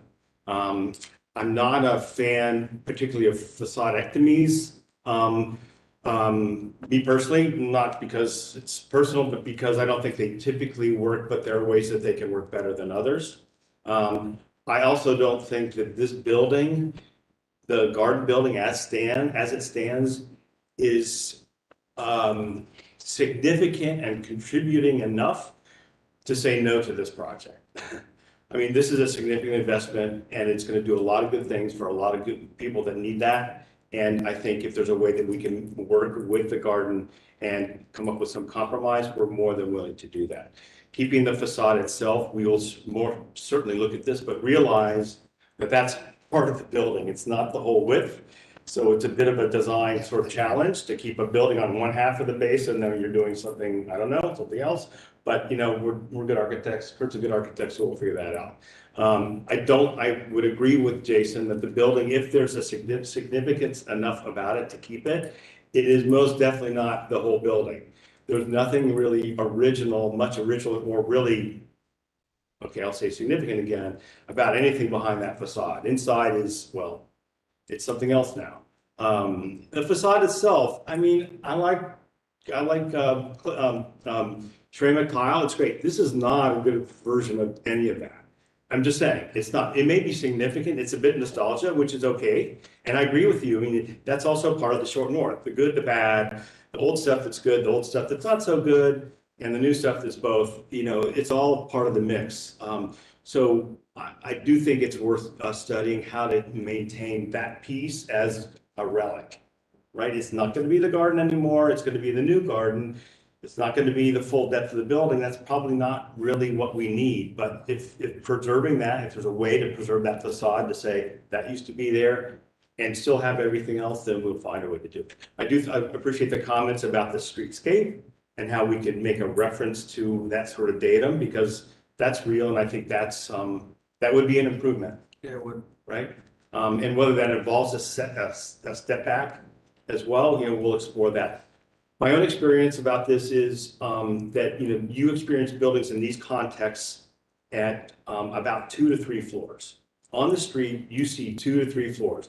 Anything above that, if it's 8 stories, if it's 18, you got to get a ways away to really understand that. So the experience of the short north is 2 to 3 stories high.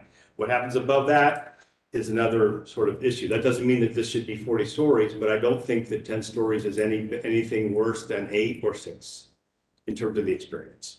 But we will explore a step back to see if that works. Yeah, I think that the step back in that context would help this plug in better. I think that would feel more appropriate. So, as it cites Instagram. I think you've hit the nail on the head there. It's that you got to put yourself in the scale of the streetscape in the next time around, so that and I think some of these things will answer themselves for you as a design team. And let me just ask you to, I hope you'll be receptive to a solution that does its best to maintain the facade of the current garden building, and also creates a reference, or at least some version of that 2-story or 1-story datum, right? Without trying to replicate older buildings. Just don't think we want to try to make something look like, a 150-year-old building on that lower level. Yeah, I think that Joseph does a nice job of being contextual, but also its own architecture very well like that. That's a great brick selection too. I think which helps. So no, we're not voting. If I can just bring one quick other point, just in the general sense, if we can go all the way back to those oblique shots of the neighborhood, I think one of the things that's useful for me in thinking about this, and I really appreciate these shots because they're very helpful. And we don't know what's going to happen on the other side of the street, but this district isn't done. When you see that large parking lot in the foreground, and that's on the other side of the street, and we don't review those projects, which is another quirk of High Street, which whether it's good or bad, it's just the way it is. So we don't know what's going to happen there, but if the progress of Columbus continues, which I think we all anticipate, the other side of the street's going to look different too.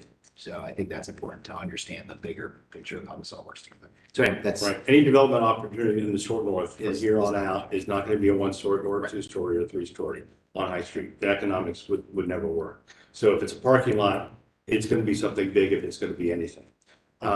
So just to be clear about us moving forward and coming back to you, we are certainly getting the sort of preservation ideas, and I hope that you'll be, again, receptive to how we can try to incorporate the facade as is into the project. By the way, the storefront is not even close to being original. Yeah, no, it's of it original to its era, I guess, the tile, right? Of the but the windows are different, I think, right? Yeah, the windows are replaced. Yeah. Anyway, we'll do our best to do that. We'll do our best to create some sort of a datum, all right, that kind of retail scale datum along High Street. And any other improvements that we think, I don't know if I missed anything, but I would say that it helps us do all the good things when we can do more of everything. Meaning 10 stories helps the project tremendously. These projects don't happen just because somebody wants them to. I mean, banks have a lot to say, and it's got to be a feasible project, and height helps it. But we'll do our best to make that sort of respond to your comments. We appreciate it. Okay. Any other questions you have for us today? No, just thank you for taking your time and giving feedback. I really appreciate it. Yeah, and I just do want to point, I think there's only one missing commissioner today, just in case other feedback comes up. And right. Want you to. Okay. Okay. All right, sounds good. Thanks a lot. Thank you very much. Really appreciate it. Thank you. All right, staff, what else do we have today? There's the one application number 3, 24 East Second. I'm not sure if the applicant has arrived, but if not, then we can continue. Let me just ask again, do we have anybody for, what is that? 35 East Second? No. 24 East Second Avenue. 24 East Second Avenue. Nope. Okay, so just for the record, not that it wouldn't be on the record, but this will be the second continuation, so then there could be one more after this before it goes into whatever other enforcement process. To continue 12-016. Do I have a second? Second. All in favor? Aye. Opposed? Abstentions? All right, motion carries to continue that. Anything else before we get out here from any commissioners? All right, do I have a move to adjourn? And a second? Second. All in favor? Aye. Opposed? We are adjourned. Thank you all.